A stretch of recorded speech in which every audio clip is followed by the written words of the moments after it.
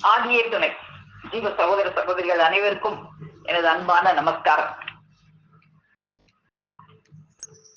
இடரிடும் கடை நாள் அரும் துணையாக வந்து நிற்கும் நமது குல தெய்வம் பிரம்ம பிரகாசனை விழித்தாலே ஆண்டவர்களது ஒரு பாதம் போற்றி பணிந்து நமஸ்கரித்து ஐயன் அவர்கள் நமக்கு அருளி தந்துள்ள தெய்வ திருவாக்கியங்களை எல்லாம் நாம் பகிர்ந்து வருவதில் இன்று நாம் பகிர்ந்து கொள்வதற்காக எடுத்துக்கொண்ட அந்த தெய்வ திருவசனம் யமன் பட ரெடிபடு திருமைஞான குரல், திருவாக்கியம் எண் 23, பக்கம் 183. ஆண்டவர்கள் வாக்கியம். ஜாதிகளின் கர்த்தாவே, நாம் உங்களுக்கு ஒரு கதை சொல்ல போகிறோம். இந்த உலகத்திலே இன்பம் தேடுகிற ஒருவனை பற்றியதே அந்த கதை. ஒருவன் ஒரு பால் கிணற்றில் அந்தரத்திலே தொங்கிக் கொண்டிருக்கிறான். மேலே ஒரு கொடிய விஷப்பாம்பு இவன் உயிரை கொத்தி போக மிகுந்த உக்கிரத்தோடு சீறிக்கொண்டிருக்கிறது. இவனுக்கு கீழே கிடுகிடு பள்ளத்திலே பசியுடன் கொடும் புலி ஒன்று யமனை போன்ற தன்னுடைய வலிய பற்களை காட்டிக்கொண்டு இவனை பார்த்து உரிமிக் கொண்டிருக்கிறது. மேலே பார்த்தால் பாம்பு, கீழே பார்த்தால் புலி. தப்பிக்கிற வழியே இல்லை. இந்த அபாய அவல நிலையை இவன் சதமென்று நம்பிக்கொண்டிருக்கிற அதே நேரத்தில் இவன் பற்றி தொங்கிக் கொண்டிருக்கும் கயிற்றை 2 எலிகள் கத்தரித்துக் கொண்டிருக்கின்றன.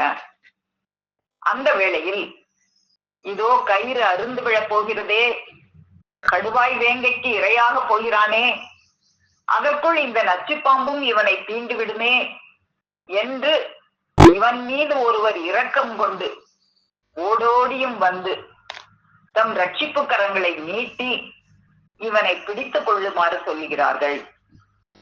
இவன் இருக்கும் ஆபத்தான நிலைமையையும் இவனுக்கு சுட்டிக்காட்டி எச்சரிக்கிறார்கள்.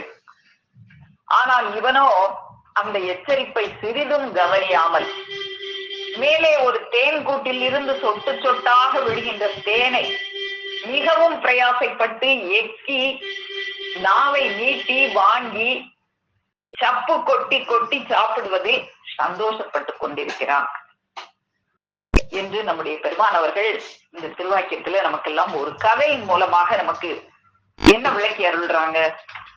நம்ம வழக்கம் போல இன்னைக்கு பெருமானவங்களும் நமக்கு அந்த ஒளி நாடாவுல அந்த யமன் கொடுமையை பத்தி நமக்கு எடுத்து சொன்னாங்க. இந்த யமன் வந்தா அவன் முன்னால ஏதாவது நிக்குமா? ஒரு ராஜாவா இருந்தாலும் அந்த யமன் முன்னால நிக்க முடியுமா? அப்போ அந்த யம பயம் தானே பெரியது இந்த உலகத்திலே. அதுக்கு முன்னால எதுவுமே நிக்க முடியாதே. இப்போ அதுல இருந்து தப்பிக்கிறதுக்கு தானே மதம் வந்தது. அதை விட்டுட்டு இந்த அனித்திய வாழ்க்கையே சதம்னு நம்பிக்கிட்டு இருக்கிறியே. அப்போ இந்த அனித்திய வாழ்க்கையே நம்ம சதம்னு நம்பிக்கிட்டு இருக்கிறது தான் இந்த கயிறை பிடிச்சு நம்ம தூங்கிக்கிட்டு இருக்கிறது. அதை இன்னைக்கு பெருமானவங்க ஒளிநாடாவிலையும் எடுத்து கொடுத்தாங்க, நம்ம கேட்டோம். அப்போ இந்த உலக வாழ்க்கை எவ்வளவு பயங்கரமானது அப்படிங்கிறத நமக்கு இந்த கதை மூலமாக பெருமானவங்க எடுத்து கொடுக்குறாங்க. இந்த கதை நிறைய வேற நூல்கள்லயும் இதே கதையை சொல்லியிருக்கிறாங்க. ஆனா எது வரைக்கும் சொல்லுவாங்க அப்படின்னா, அந்த கயர்ல தொங்கிட்டு இருக்கிற கீழே மேல அந்த பாம்பு இருக்கு, எலி கத்தரிச்சுக்கிட்டு இருக்கு, கீழே புலி இருக்கு, அதெல்லாம் சொல்லுவாங்க. ஆனா இந்த அவல நிலையை நினைத்து ஒருத்தவங்க காப்பாத்துறதுக்காக ரட்சிப்பு கரங்களை நீட்டி பிடித்துக் கொள்ளுமாறு சொல்கிறார்களே, அது வேற எந்த நூல்லையும் இருக்காது. அது அந்த ரட்சிப்பு கரங்களை நீட்டுறது நம்முடைய பெருமானவங்க மட்டும்தான். நம்மளை அந்த ஆபத்து நேரத்துல நம்மளை காப்பாத்துறதுக்கு ரட்சிப்பு கரங்களை நீட்டுறாங்க. அப்போ அப்படி நீட்டும் போது நாம என்ன செய்யணும்? அந்த கரங்களை பற்றி கொள்ள வேண்டும்.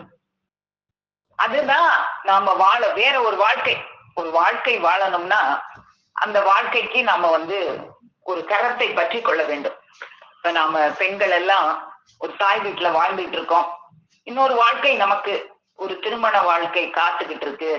எங்கிருந்தோ ஒரு இளவரசன், அப்படியே ஒரு பிருத்திவிராஜன் அப்படி குதிரையில நம்மள அப்படியே தூக்கிட்டு போய் ஒரு பேரின்ப வாழ்வு நம்மளை வாழ வைக்க போறான்னு எல்லா பெண்களுமே கனவு கண்டுகிட்டு இருப்போம்.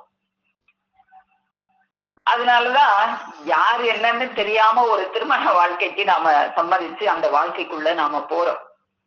அப்போ அந்த திருமணத்தை பத்தி நம்ம பெருமானவங்க நமக்கு இது இவங்களுடைய கரத்தை பற்றி கொள்வதுதான் நம்ம இந்த ஆபத்து அவல நேரம். நாம பெத்த தாய் வீட்டுல ஆபத்து அவலத்துல எல்லாம் இல்ல, நல்லாதான் இருந்தோம். அப்படி இருந்தும் இன்னொரு வாழ்க்கைக்கு நாம ஒருத்தவங்களை கரத்தை பற்றி கொள்ள தயாராகிறோம்.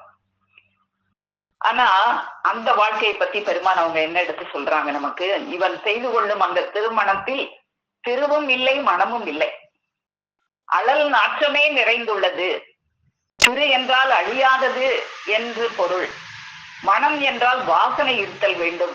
இந்த இரண்டுமே இவன் செய்து கொள்ளும் திருமணத்தில் இல்லை. அப்படி இருக்க திருமணம் என்ற நாமத்தை ஏன் அதற்கு சூட்டினார்கள் அப்படின்னா, இன்னொரு வாழ்க்கை இருக்கு. இந்த திருவும் மனமும் கலந்த அழியாத ஒரு சுகந்தம் வீசும் ஒரு பெரு வாழ்க்கை இருக்கு. அதுக்கு ஒரு கரத்தை பற்றி கொள்ளணும். எல்லாமே இந்த உலகத்துல ஒரு அசலுக்காக தான் ஒரு நகல் எடுத்து வச்சது போல அதுக்காக தான் எடுத்து வச்சது. அதுவே திருவாகிய அழகுடைய அழியாதது, அதுவே என்றென்றும் தேவ மனம் வீசும் சுகந்தமுடையது. அந்த தேவ மனம் வீசும் பேரின்ப பெருவாழ்வை நீ அனுபவிக்க பிறந்தவன் அப்படிங்கிறதுக்காக தான் இந்த சிற்றின்ப சேர்க்கைக்கு திருமணம் என்ற பெயரை வச்சாங்க. அதுதான் அவங்கள கரத்தை பற்றி கொள்வதுதான் அந்த நாத விளைவுக்கு காரணமாக இருக்கும் அப்படின்னு நமக்கு பெருமானவங்க எடுத்து கொடுக்குறாங்க. இவனுடைய அந்த ஒரு சொட்டு சுக்கிலமானது 60 சொட்டு ரத்தத்திலிருந்து அது உற்பத்தி ஆகுது. ஒரு சொட்டு சுக்கிலம் உருவாகிறதுக்கு 60 சொட்டு ரத்தம் பலியாக வேண்டியதாக இருக்கு. அந்த சுக்கிலத்தை ஒரு குடத்துல சேமிச்சு வச்சு அது நிரம்பின உடனே அது இந்த சரீரத்திற்கு, இந்த நாத தேகத்திற்கு அது உணவாக விடுகிறது அப்படின்னு நமக்கு சொல்லுவாங்க பெருமானவங்க. அது அந்த நாத சரீர தேகத்திற்கு தீபத்திற்கு, நாத சரீர தீபத்திற்கு உணவாகி விடுகிறது. அதனால அதை சேமிச்சு வச்சு அந்த நாத சரீரம் வல்லபம் பெறுறதுக்கு தான் அதை பயன்படுத்தணும். அதுதான் சிவபோகம். அதனால போகம் என்பது உனது சந்ததி விருத்தி அடைய, சிவபோகம் நீ அழியா பதியில் குடியேற என்பதனை நினைவில் வைத்து போகத்தை தவிர்த்து சிவபோகத்தை கைப்பிடிப்பதுவே நமது பிரம்மகுல மக்களுக்கு தலையான வேலை. அப்போ அந்த சிவபோகம் என்பது அவங்களுடைய அந்த திருக்கரத்தை நாம பற்றி கொள்வதுதான் சிவபோகமாக இருக்குது. அதுதான் நமக்கு புதிய ஒரு வாழ்வை நமக்கு அளிக்கக்கூடியதாக இருக்கிறது. இந்த உலக வாழ்க்கையே நாம சதம்னு நினைச்சிட்டு இருக்கோம். இந்த உலக வாழ்க்கையே சதம்னு நினைச்சிட்டு இருக்கோம். இந்த உலக வாழ்க்கை எவ்வளவு ஒரு பயங்கரமான வாழ்க்கை. ஒரு பெரிய பாடு நினைற்ற கயத்துல தொங்கிக்கிட்டு இருக்கிற மாதிரி ஒரு வாழ்க்கை. அதுவும் அருந்து விழுகிற மாதிரி கயிறு, அதுல வேற 2 எலி கொத்தரிச்சுக்கிட்டு இருக்கு. மேல இருந்து ஒரு பாம்பு வந்துகிட்டு இருக்கு. கத்தரிச்சு கீழே விழுந்தா திங்கிறதுக்கு ரெடியா ஒரு புலி வாயை திறந்துகிட்டு இருக்கு. அப்படியாப்பட்ட ஒரு பயங்கரமான வாழ்க்கை. அங்க நாம இன்பம் தேடி வாழ்ந்துகிட்டு இருக்கிறோமே, அது எப்படி இந்த ஆபத்தான நேரத்துல ஒரு சொட்டு தேனை நக்குறதுக்கு எக்கி எக்கி பிரயாசப்படுறது மாதிரி தான் இருக்கு. இந்த உலக வாழ்க்கையானது ஒரு நித்தியம் போல காணப்படுகிறது. எண்ணி பார்த்தால் அப்படி அல்ல. மகா பயங்கரமான, அதிலும் மாறாத கவலையான வாழ்க்கை. நம்ம யாராவது கவலை இல்லாம இருக்கிறோமான்னா இல்ல, பயம் இல்லாம இருக்கிறோமான்னா இல்ல. எவ்வளவுதான் சந்தோஷமா சிரிச்சு எவ்வளவுதான் செல்வ செழிப்புல வாழ்ந்தாலும் உள்ளத்துல ஏதோ ஒரு இனம் தெரியாத பயம், ஏதோ ஒரு இனம் தெரியாத கவலை எல்லாருக்குமே இருக்கும். யாருமே இல்லைன்னு சொல்ல முடியாது. அப்போ இந்த கவலையான வாழ்க்கைக்கு அல்ல நாம் வந்தது. இப்படி கவலைப்படுறதுக்கா நாம வந்தோம். அதுக்காகவா இறைவன் அறிவு என்ற மாணிக்கத்தை இந்த வேற எந்த ஜீவராசிக்கும் கொடுக்காத ஒரு அறிவு என்ற மாணிக்கத்தை நமக்கு இறைவன் கொடுத்தாங்க. அந்த பயங்கரத்தை மாற்றவும் மகா பாரதூரமான காலம் கடந்த கோடி சூரிய பிரகாச நித்திய வாழ்வில் நிலைப்பிக்கவும் ஆன ஒரு பொருள் இருக்கிறது. அந்த வாழ்வு பெறத்தான் இந்த மனித தூலம் வந்தது. இப்போ அந்த வாழ்வு, அந்த பேரின்ப கவலையே இல்லாத வாழ்வுன்னு நினைச்சு பார்க்கும் போதே சந்தோஷமா இருக்கே. இப்போ அந்த வாழ்வு வாழணும்னு ஆசை வர வேண்டாமா? ஆசைன்னு ஒன்ன மனிதனுடைய உள்ளத்துல வச்சு படைச்சதே அதுக்காகத்தானே. இப்போ ஒரு கூரை வீட்டுல இருந்தா ஒரு பெரிய ஒரு வைரத்தால செய்யப்பட்ட ஒரு வீட்டுல வாழணும்னு உனக்கு ஆசை வராதா? அது போல ஒரு பெரிய பேரின்ப வாழ்வு இருக்கே, அதுக்கு ஒருத்தவங்களை கரம் பிடிக்கணுமே, அதுக்கு வழிய வந்து கரத்தை நீட்டுறாங்களே, அப்போ அந்த கரத்தை பிடிக்கணுமே. அந்த நித்திய வாழ்வை பெற இறைவனை நேருக்கு நேர் சந்தித்து அவ்வாழ்க்கையை கைபோட அதற்கான ஒரு வழி உண்டு. அந்த வாழ்க்கையை கைபோடணும்னா இந்த கரத்தை, இந்த திருக்கரத்தை பற்றி கொள்ள வேண்டும். அதை அறியாமையால் இவ்வுலக வாழ்க்கையே சதம் என கருதி அவலமாக நுழைகிறார்கள். அது தெரியாம, அவங்களுடைய கரத்தை பற்றி கொள்ளணும்னு தெரியாம இந்த உலக வாழ்க்கையே சதம்னு நினைச்சு யாரோட கரத்தையோ பற்றி கொண்டு ஒரு அவலமான வாழ்க்கைக்குள்ள நாம எல்லாம் நுழைகிறோம். அப்படி நுழைகிற இந்த கடவுளுக்கு பெயர் சாவு. நீ நுழைகிறியே, அதுக்கு பெயர் சாவு. அதுக்கு பின் எண்ணிறந்த காலம் நரக அவஸ்தை துன்பமே, அதில் நுழையும் வழியைத்தான் சாவு என்பது. அங்கே மீட்பு இல்லாமல் அவஸ்தையுற்று கலங்குகிறார்கள். அந்நரகத்தின் நுழைவாயிலே கடவு சாவு. ஆம், அப்போ இந்த நரகத்துக்கு நுழைவாயிலாகத்தான் நாம நுழைகிற ஒரு வாழ்க்கையாக இருக்கு. அதுல நுழையாத வேற ஒரு பேரின்ப வாழ்க்கை உனக்காக காத்துக்கிட்டு இருக்கு. அந்த வாழ்க்கையில நீ நுழையணும்னா அதுக்கு ஒரு பெரிய ஒரு பெருமான் அவர்களுடைய அந்த திருக்கரத்தை நாம பற்றி கொள்ள வேண்டும். அந்த ஆபத்துல நாம இருக்கிறோமே நினைச்சு ரட்சிப்பு கரத்தை, அந்த கரம் என்ன கரம்? ரட்சிப்பு கரம். அந்த ரட்சிப்பு கரத்தை நீட்டும் போது அதை அப்படியே பற்றி கொள்ள வேண்டாமா? அதை அலட்சியம் செய்து விட்டு விடலாமா? அப்படித்தான் நாம எல்லாம் விட்டுக்கிட்டு இருக்கோம். இப்போ இந்த உலக வாழ்க்கை வந்து மகா பயங்கரமான ஒரு உலக வாழ்க்கை அப்படின்னு பெருமானவங்க நமக்கு இப்ப இந்த கோடாயுத திருவாக்கியத்துல மகா பயங்கரமான மகா கவலையான வாழ்க்கை அப்படின்னு கொடுத்திருக்கிறத பார்த்தோம். இப்போ இறைவன் வந்து கருணையே வடிவானவங்களையே அவங்க எதுக்கு இந்த மகா பயங்கரமான மகா கவலையான ஒரு வாழ்க்கையை நமக்கு கொடுத்தாங்க? இறைவனா இந்த வாழ்க்கையை நமக்கு படைச்சாங்க அப்படின்னா இல்ல, இறைவன் நம்மளுக்கு இந்த வாழ்க்கையை படைக்கல. ஏன்னா இறைவன் கருணையே வடிவானவங்க. அவங்க படைச்சிருந்தா மனிதர்கள் எல்லாரும் ஒண்ணு போல இல்ல. ஒருத்தவங்களுக்கு வாழ்க்கை ஒரு மாதிரி இருக்கு, ஒருத்தவங்களுக்கு ஒரு மாதிரி இருக்கு, ஏற்றத்தாழ்வு இருக்கு, ஒருத்தவங்க ஊனமா பிறக்குறாங்க, என்னென்னமெல்லாம் இருக்கு. இறைவன் வந்து கருணையே வடிவானவங்களை ஏன் அப்படி செஞ்சாங்க? ஏன் ஒருத்தவங்களை ஊனமா படைக்கிறாங்க, ஒருத்தவங்களை ரொம்ப அழகா படைக்கிறாங்க, ஒருத்தவங்களை ரொம்ப வறுமையில படைக்கிறாங்க, ஒருத்தவங்களை செல்வந்தன் வீட்டுல பிறக்க வைக்கிறாங்க? ஏன் அப்படின்னா இல்ல, இறைவன் செஞ்சா அது எல்லாருக்கும் ஒன்று போல் நடத்தும் கரந்தா மூர்த்தி. அவங்க ஒண்ணு போலதான் செய்வாங்க. அப்போ இந்த படைப்பு, இந்த மனித படைப்பு, இந்த மனித பிறப்பு நமக்கு வந்ததுக்கு காரணம் இறைவன் இல்லை. அப்போ நாமளா காரணம் அப்படின்னா நாமளும் காரணம் இல்லை. ஏன்னா நாம காரணமா இருந்தா நாம என்ன செய்வோம்? இப்ப எனக்கு இந்த மனித தூலம் வேணும்னா எனக்குரிய அம்மா அப்பாவை நான் எந்த வீட்டுல பிறக்கணும்னு நானே செலக்ட் பண்ணணும்னு எனக்கு ஒரு அதிகாரம் கொடுத்துருந்தாங்கன்னா நான் எப்படியாப்பட்ட இந்த உலகத்திலேயே பெரிய பணக்காரன் அவன் வீட்டுல பிறக்கணும், இந்த உலகத்திலேயே உலக அழகின்னு சொல்ற பெரிய அழகியா நான் பிறக்கணும் அப்படின்னு நான் செலக்ட் பண்ணியிருப்பேனே. அப்போ அது நம்ம கையிலையும் இல்லை. அப்போ எது இந்த வாழ்க்கையை நமக்கு நிர்ணயித்தது அப்படின்னு சொன்னா நாம முன் செய்த வினைகள் தான் அதை நிர்ணயித்தது அப்படின்னு சொல்றாங்க. அப்போ நாம வந்து ஜென்மந்தோறும் செய்த கண்மங்களை தேற்ற வந்த சன்மார்க்கர் என்ன அப்படின்னு ஜென்மந்தோறும் செய்த அந்த கண்மம் தான் நமக்கு இந்த பிறப்பை கொடுத்துச்சு. அதுதான் நம்மளை தீர்மானிச்சு எந்த இடத்துல கொண்டு வந்து இந்த மனிதனை போடணும், இவன் எப்படி வாழ்க்கை வாழணும் அப்படின்னு நம்மள அந்த ஜென்மந்தோறும் செய்த கண்மத்தை கடைத்தேற்றுவதற்காக தான் நாம இந்த பிறவி எடுத்து வந்திருக்கிறோம். இந்த வந்த இடத்துல அந்த ஜென்மந்தோறும் செய்த அந்த கண்ம வினையை தொலைக்கணுமே தவிர இன்னும் அடுத்த பிறவிக்குரிய வினையை சேர்த்து வச்சுக்கிட்டு இருக்க கூடாது. எல்லாரும் அப்படிதான் செஞ்சுக்கிட்டு இருக்கிறோம்.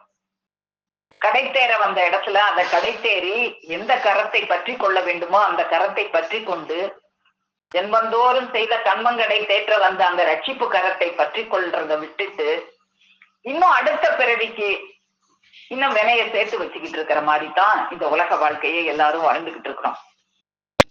அப்போ இந்த பூமிக்கு நாம வந்ததுக்கு காரணம் இறைவனும் அல்ல, நாமளும் அல்ல, நாம செய்த வினை அப்படின்னு நம்ம பாக்குறோம். அப்போ அந்த ரட்சிப்பு கரத்தை நீட்டி அந்த வினையெல்லாம் தீர்ப்பதற்காக கண்மம் கடை ஒரு கண்மத்துல இருக்காவே அந்த கண்மத்தை கடை தேற்ற வேணுமே அப்படின்னு சொல்லி ரட்சிப்பு கரத்தை நீட்ட வர்றாங்களே அந்த ஈசன். ஈசனுக்கு 5 தொழில் அப்படின்னு சொல்லுவாங்க. என்னென்ன தொழில்? படைத்தல், காத்தல், அழித்தல், மறைத்தல், அருளல் என்ற 5 தொழிலும். அப்போ அந்த ஈசன் என்னெல்லாம் படைக்கிறாங்க, அந்த படைத்தல் தொழிலை வச்சு ஈசன் என்னெல்லாம் படைக்கிறாங்க அப்படின்னு நமக்கு பெருமான் அவங்க மானியத்துல எடுத்து கொடுப்பாங்க. ஒரு தனித்தலைமை உதயமதாகி என்னெல்லாம் படைச்சாங்க?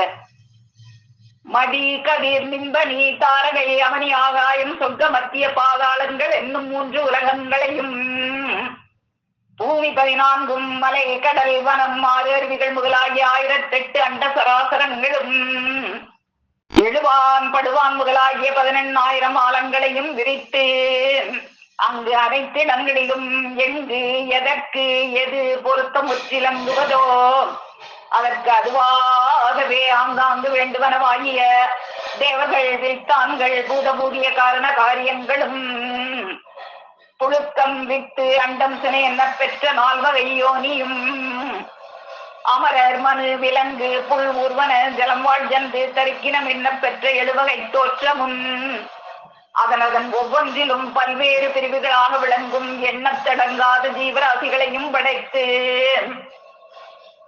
ஆங்காங்கு அதனதன் வேறு வேறு காரசார உணவு கோடி சங்கங்களையும் படைத்து சமிக்ஞை முதலாவதாகிய பாஷையில் நின்றும் சகல பாஷைகளையும் படைத்தான். அப்போ இதையெல்லாம் படைத்தாங்க. பல்வேறு ஜீவராசிகளையும் படைச்சு அதுக்கான உணவு கோடி சங்கங்களையும் படைச்சு சமிக்கை முதலாகிய பாஷையில் நின்றும் சகல பாஷைகளையும் படைச்சாங்க. அப்புறம் இன்னும் என்னமெல்லாம் படைச்சாங்க?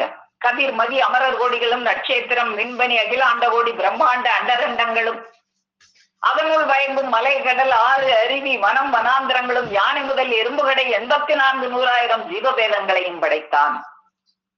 அவைகளுக்கு அதனுடன் தாரதன்மைக்கு வேண்டுவனமாகிய பலதரப்பட்ட வேறு வேறு காரசார உணவு கோடி சங்கங்களாகிய ரணங்களையும் படைத்தான்.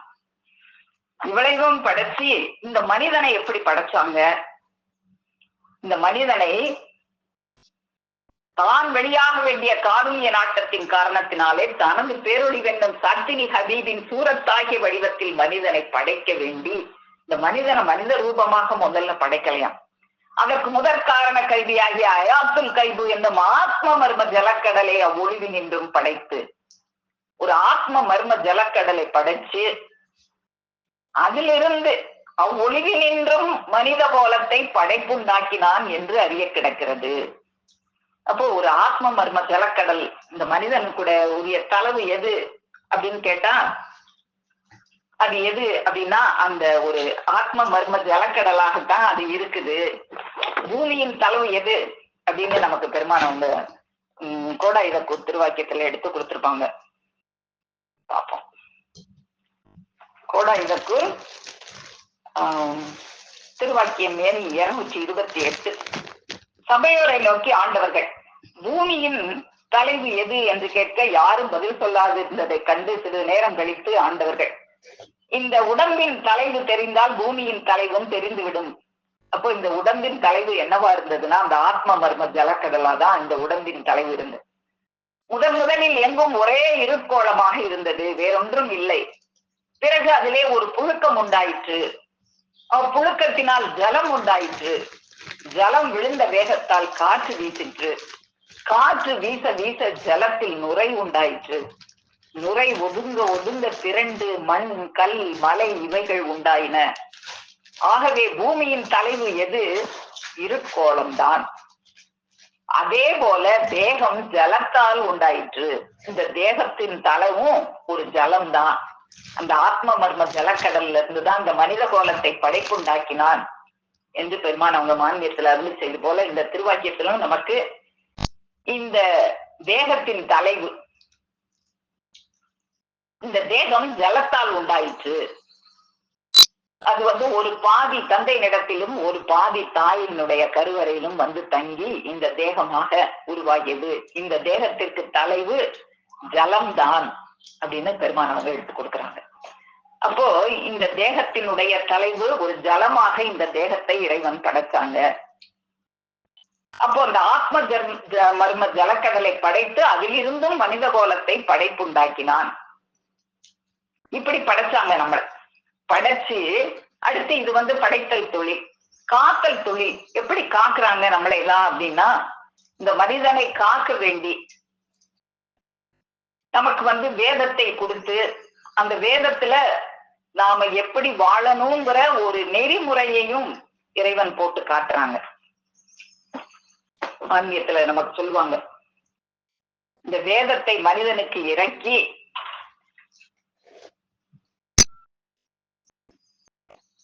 இவ்வாறு தான் அருப வடிவத்தில் குடியேறிக் கொண்டிருப்பதை ரூபத்தில் வந்துவிட்ட மனிதனுக்கு ரூபத்தில் தெரியப்படுத்த வேண்டும் என்ற ஒரு தனிக்கருணை பிரவாகத்தினாலே தனது நாட்டத்துள் புதையலாக கிடந்த அருண்மணி கொளிக்கும் திருமறை ஆகிய வேதத்தை தமது பெருசியர்களின் மூலமாக இறக்கி மனிதனுக்கு விதியாக்கி வைத்திருக்கும் அத்திருமறையில். அப்போ அந்த திருமறையில நமக்கு என்னென்ன மனிதன் செய்யணும் அப்படிங்கிறதெல்லாம் திருவசனங்களாக எடுத்து ஓதி நமக்கு அந்த வேதத்தை நாம எந்த நெறியில வாழணும் அப்படிங்கிறதுக்காக வேதத்தை இறக்கி இந்த மனிதன் எப்படியெல்லாம் அதுல வாழணும் அப்படிங்கிற ஒரு நேர் பாதையை நமக்கு பெருமானவர்கள் வேதத்தின் மூலமாக போட்டு காட்டுகிறார்கள். அதைத்தான் நமக்கு கொடாயிலப்பூ திருவாக்கியம் 242 நம்ம ஈசன் படைத்தான், வேதத்தையும் தந்தான். நம்மள படைச்சிட்டாங்க, நாம எந்த வழியில வாழணும் ஒரு நேர்பாதை போட்டு காட்டுறதுக்காக வேதத்தையும் கொடுக்குறாங்க. அந்த வேதத்தில் ஈசன் நாம் நடக்க வேண்டிய நேர்பாதை போட்டு காட்டி இருக்க ஒரு நீ எப்படி நடக்கணும் மனிதன் அப்படின்னு ஒரு நேர்பாதை நமக்கு வேதத்துல போட்டு காட்டியிருக்காங்க. நாம் என்ன செய்யறோம், அதை விட்டு விட்டு நாம் தள்ளுபட்ட கடையர்களைப் போல விருதாவாக சுற்றி வருகிறோம். வேத ஏட்டில் உள்ளதை படிப்பதன் பயன் இறைவனை காண்பதுதான், வயிறு வளர்ப்பது அல்ல. நாம வயிறு வளர்க்கறதுக்கு தான் படிக்கணும்னு நினைச்சு அந்த வயிறு வளர்ப்புக்குண்டான கல்வியைத்தான் படிக்கிறோமே தவிர இறைவன் நமக்கு நேர்பாதை போட்டு காட்டியிருக்காங்களே அந்த வேத ஏடு, அதை படிக்கிறது இல்லை.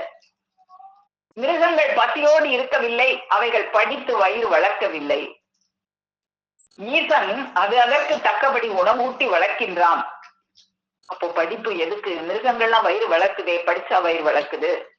அப்போ படிப்பு என்பது எதற்கு அப்படின்னா, நம்மில் உள்ள தெய்வீக மலையை, ஸ்வயம் பிரகாச நித்யானந்த மணியை அறிவதே படிப்பதன் பயன். அப்போ படிக்கிறதோட பயன் என்ன? நம்மில் இருக்கிற அந்த தெய்வீக மலையை அறியணும், அந்த தெய்வீக வாழ்க்கையை நாம கை போடணும். அதுக்குத்தான் வேதத்தை படிக்கணும். படிச்சு அதுல என்ன சொல்லியிருக்காங்களோ அந்த நேர்பாதை போட்டு காட்டியிருக்காங்களே அந்த பாதையில நடக்கணும். அப்ப அதை படிக்கிறதும் இல்ல, படிக்காம அந்த பாதையை படிச்சாலும் அந்த பாதை என்னன்னு நமக்கு தெரியறது இல்லை. ஒரு கதை சொல்லுவாங்க, ஒரு புதிதாக திருமணம் செஞ்ச ஒரு கணவன் மனைவி ரொம்ப ஒரு அந்யோன்யமா வாழ்ந்துட்டு இருக்காங்க. அப்போ அந்த கணவனுக்கு திடீர்னு வெளியூருக்கு போற ஒரு ஆபீஸ் சம்பந்தமான ஒரு வேலை வந்துருது. ஒரு மாசம் பிரிய வேண்டிய ஒரு சூழ்நிலை வருது. பிரியவே மனம் இல்லாம 2 பேரும் பிரிஞ்சு அவர் ஊருக்கு போய் தினமும், அப்பெல்லாம் இந்த மாதிரி செல்லெல்லாம் கிடையாது, தினமும் ஒரு கடிதம் போட்டுக்கிட்டே இருக்கிறார். ஒரு பதிலுமே வரல கடிதத்துக்கு. 1 மாசமாக தினமும் கடிதம் போட்டுக்கிட்டே இருக்கிறாரு, ஒரு பதிலுமே வரல. 1 மாசம் கழிச்சு கோவத்தோட ஏன் 1 மாசமும் தினமும் கடிதம் போட்டேனே, ஏன் பதிலே அனுப்பல அப்படின்னு கேட்கும்போது, இந்த இருக்கு நீங்க கடிதம் கிடைச்சிச்சா கிடைக்கலையா அப்படின்னு கேட்கும்போது, இந்த இருக்கு நீங்க கொடுத்த அனுப்பின கடிதம் எல்லாமே கிடைச்சிச்சுன்னு அந்த 1 மாசமும் அனுப்பின கடிதத்தை அப்படியே வச்சிருந்தாங்களாம். அதை பிரிக்கவே இல்லையா. ஏன் அப்படின்னா, இந்த இடத்துல பிரிக்க கூடாது அப்படின்னு அந்த பழைய கவர்ல எல்லாம் இருக்கும். அதனால நீங்க பிரிக்க கூடாதுன்னு சொன்னீங்களோன்னு நினைச்சு நான் பிரிக்காமயே அப்படியே அடுக்கி வச்சிருக்கேன் அப்படின்னு சொன்னா எப்படி இருக்கும்? அப்படித்தான் தவறுதலாக புரிஞ்சு கொண்டு வேதத்தை அப்படியே அடுக்கி வச்சு பூஜை செஞ்சுக்கிட்டு இருந்தா பலனா? அப்படித்தான் எல்லாம் வேதத்தை பூஜை செஞ்சிட்டு இருக்காங்க. அந்த வேதத்தில் இறைவன் போட்டிருக்கிற நேர் பாதை என்னன்னு பார்த்து அந்த பாதையின்படி நாம நடக்கணும். அப்போ இறைவன் நம்மளை எப்படி எல்லாம் காப்பாத்துறாங்க அப்படின்னா, நாம கருவறையில இருக்கும் போது இருந்து நம்மளை இறைவன் காப்பாத்திக்கிட்டே வர்றாங்க. இந்த மகா பயங்கரமான வாழ்க்கையில நம்மளை இறைவனும் தள்ளல, நாமளும் அதுக்கு காரணம் இல்ல, நாம செய்த வினைதான்னு நம்ம பார்த்தோம். அந்த வினையின்படி இவன் வந்துட்டானே கருவறைக்கு, இவனை காப்பாத்தணுமே, அப்படின்னு சொல்லி அந்த எங்க இருக்கிறோம் நம்ம? அந்த கருவறை, அலற்காற்று, நெருக்கம், துருசு, அவஸ்தை மிகுந்த ஒரு கருவறைக்குள்ள நம்ம இருக்கிறோம். இந்த கருவறையில அந்த நெருக்கம் மிகுந்த துருசு அவஸ்தை கூட நம்ம கூட இறைவனும் இருந்து நொந்து கணம் 60 லட்சம் நெடுங்காலம் கருவறையில் எனை நீ காத்து. அந்த கருவறையில கூட இருந்து காக்கிறது யாரு? இறைவன் தான். காத்து தொந்தியின் மும்மலக்கணவாய் துயர் கடத்தி தொடர்ந்து நின்ற எம்மானை தொழுதல் செய்வோம். அன்னைக்கு அந்த கருவறைக்கு வந்ததுல இருந்து தொடர்ந்து அந்த தொந்தியின் மும்மல கணவாய் கடத்தி வெளியே கொண்டு வந்து விட்டு கூடயே தொடர்ந்து நின்றாங்கன்னு பார்த்தோமே. அப்படி தொடர்ந்து நின்றாங்களே, அப்போ என்னைக்கு நம்மளை விட்டு பிரிஞ்சு போய் திரும்ப வந்து என்னை பிடிச்சுக்கோன்னு கை நீட்டுறதுக்கு வந்தாங்க அப்படின்னு பார்க்கும்போது, அப்படியே தொடர்ந்து வந்து ஓரறிவு, ஈரறிவு, மூன்றறிவு, 4 அறிவு, இப்படி அறிவு முழுமையாக இவன் தலையில அந்த அறிவு கஜானாவை கட்டிட்டு கொஞ்சம் கை விட்டுறாங்க. இவ்வளவு தூரம் உன்னை வளர்த்து கொண்டு வந்துட்டேன், நீ வந்து நான் இங்கெல்லாம் ஒரு இடத்துல ஒளிஞ்சிருப்பேன், உன்னுடைய தேகத்துக்குள்ள நீ என்னை கண்டுபிடிக்கணும் அப்படின்னு சொல்லி நமக்கும் பெருமானவங்களுக்கும் ஒரு ஒளிஞ்சு பிடிச்சு விளையாடுற விளையாட்டு மாதிரி தான் இது. சரி அப்படின்னு சொல்லி வாக்கு தந்துட்டோம். இங்க வந்து இந்த மாயை கலப்பால அதை மறந்துட்டோம். கைய பிடிச்சுக்கிட்டே இருந்தாங்க, ஏன் கைய விட்டாங்க? இப்ப நாம ஒரு குழந்தை வந்து நடக்க பழகும் போது நாம கைய பிடிச்சு நடப்போம். நல்லா நடந்த பிறகு கைய விட்டுருவோம் இல்லையா, அதுவா நடக்கட்டும்னு. அது போலதான் பெருமானவங்களும் நம்மள கைய விட்டுட்டாங்க. இப்போ நாம அவங்கள தேடி நாம போகணும். அப்படி நாமளா நடக்கும் போதும் தடுக்கி விழுகிற மாதிரி இருந்த ஒரு தாய் கைய விட்டுட்டா கூட அது தடுமாறி விழுந்தா ஓடோடி வருவா அந்த குழந்தையை தூக்குறது. அது போல நாம தடுமாறி விழ இருக்கிறோம். அவங்க போட்டு காட்ட அந்த நேர் பாதையில நடக்காம தடுமாறி இந்த உலக வாழ்க்கையே சதம்னு கருதி அந்த அவ்வளவு துன்பம் சூழ்ந்திருக்கும் போது அங்கிட்டு புலி, இங்கிட்டு பாம்பு, அங்கிட்டு எலி கயிறை கொத்துரிச்சுக்கிட்டு நிக்கிற அந்த நேரத்திலையும் தேனு நக்குறதுக்கு தேவையா? அப்படி தேனை நக்கிட்டு இருக்கானே, தடுமாறி விழ போறானே அப்படின்னு சொல்லிதான் எப்படி ஒரு குழந்தை தடுமாறி விழும்போது தாய் வந்து தூக்குறதுக்கு ஓடி வருவாளோ, அது மாதிரி இரட்சிப்பு கரத்தை கொண்டு பெருமானவங்க ஓடி வந்து நமக்கு எச்சரிக்கை தர்றாங்க. அந்த எச்சரிக்கையும் நாம கவனிக்காம என்ன செய்யறோம்? அந்த எச்சரிக்கையும் கவனிக்காமல் அந்த தேனை நக்குவதிலேயே குறியாக இருக்கிறோம் நாம. ஆனாலும் அப்ப ஒரு குழந்தை வந்து என்னதான் தப்பு செஞ்சாலும் ஒரு தாய் அதை விட்டு கொடுத்துருவாளா? ஒரு தாய் தான் பெற்ற பிள்ளை எவ்வளவு கெட்டதாக இருந்தாலும் அதை எதிரியிடம் காட்டி கொடுப்பாளா? கொடுக்க மாட்டாள். அது மாதிரி இந்த சாவுங்கிற கடவாய்க்குள்ள நுழைய போறானே, யமன் கிட்ட வந்து மாட்டிக்கிட போறானேன்னு அந்த தாய், இந்த உலக அன்னை, அந்த சத்தினி ஹபீப், அவங்க இரக்கம் கொண்டுதான் நம்மளை காப்பாத்துறதுக்கு அந்த ரட்சிப்பு கரத்தை நீட்டுறாங்க. அதே போல எமது பிள்ளை என்று வந்தவன் எவ்வளவு கொடியவனாக இருந்தாலும் அவனை எவனிடம் பிடித்து கொடுக்க என் மனம் வருமா? வராது. அதனாலதான் நான் ரட்சிப்பு கரத்தை நீட்டுறேன். நீட்டும் போது பிடிக்கலைன்னா அவங்க என்ன பண்ணுவாங்க? அவனாக பிடியிலிருந்து கையை முறித்து கொண்டு போனால் நாம் என்ன செய்வது? கையை தான் நீட்டுவாங்க. அந்நேரம் பற்றி கொள்ளணுமே. நாம பற்றி கொள்ளாம தேனை நக்குறதுலே குறியா இருந்தா கையை முறிச்சுக்கிட்டு போறது. அதுதான். அப்படி கையை முறித்து கொண்டு போனால் அப்புறம் நாம் என்ன செய்வது? ஒண்ணும் செய்ய முடியாது. அப்ப கையதான் நீட்டுவாங்க. நீட்டும் போது நாம தான் பற்றி கொள்ளணும். அப்ப கையை முறிச்சுக்கிட்டு போனா இதுக்காகவா அறிவு இவனுக்கு கொடுக்கப்பட்டது? இந்த அறிவு என்ற மாணிக்கம் எதுக்காக கொடுக்கப்பட்டது? அந்த நித்திய பேரின்ப வாழ்வை அடைவதற்காக அல்லவா? இனி பிறப்பே இல்லை, அந்த தெய்வீக மலையை போய் சேரணுமே. இனி பிறப்பே இல்லை அப்படிங்கிற நிலைமைக்கு வந்து அந்த தெய்வீக மலையை, அந்த சுயம்பிரகாச நித்தியானந்த மணியை அறியணுமே. அதற்கு அந்த குருபிரமான் அவர்களுடைய கையை பற்றி கொள்ள வேண்டுமே. அப்போ அதுக்காகத்தான் பெருமான் அவர்கள் அந்த ரட்சிப்பு கரத்தை நீட்டுகிறார்கள். அப்போ அப்படி நீட்டும் போது கையை முறித்து கொண்டு போனால் நஷ்டம் யாருக்கு? நாம பார்த்தோம், இந்த பிறப்புக்கு காரணமே நாம செஞ்ச வினைதான் அப்படின்னு பார்த்தோம். இந்த வினை செய்து இந்த பிறப்பறுக்க வழி தேடணுமே தவிர இன்னும் அடுத்த பிறப்புக்கான வினையை சேர்த்து விடக்கூடாது இந்த பிறவியில வந்து. அதுக்காகத்தான் பெருமான் அவர்கள் ரட்சிப்பு கரங்களை நீட்டுகிறார்கள். இந்த நாக்குல சுவையை அறிகிற அறிவை வைத்து படைத்ததுனால இந்த விதவிதமான இந்த அண்டத்தில் விதவிதமான சுவை தருகின்ற தாவரங்கள், இந்த கண்களில் வண்ணத்தை உணர்கின்ற அறிவை வைத்து படைத்ததற்காக இந்த பிண்டத்தில் இந்த கண்களில் வண்ண வண்ணங்களை அறிகின்ற அறிவை வைத்து படைத்ததுனால இந்த உலகத்துல வண்ண வண்ணமான மலர்கள், வாசனை மலர்கள் அப்படின்னு எல்லாம் கொடுத்த இந்த இறைவன்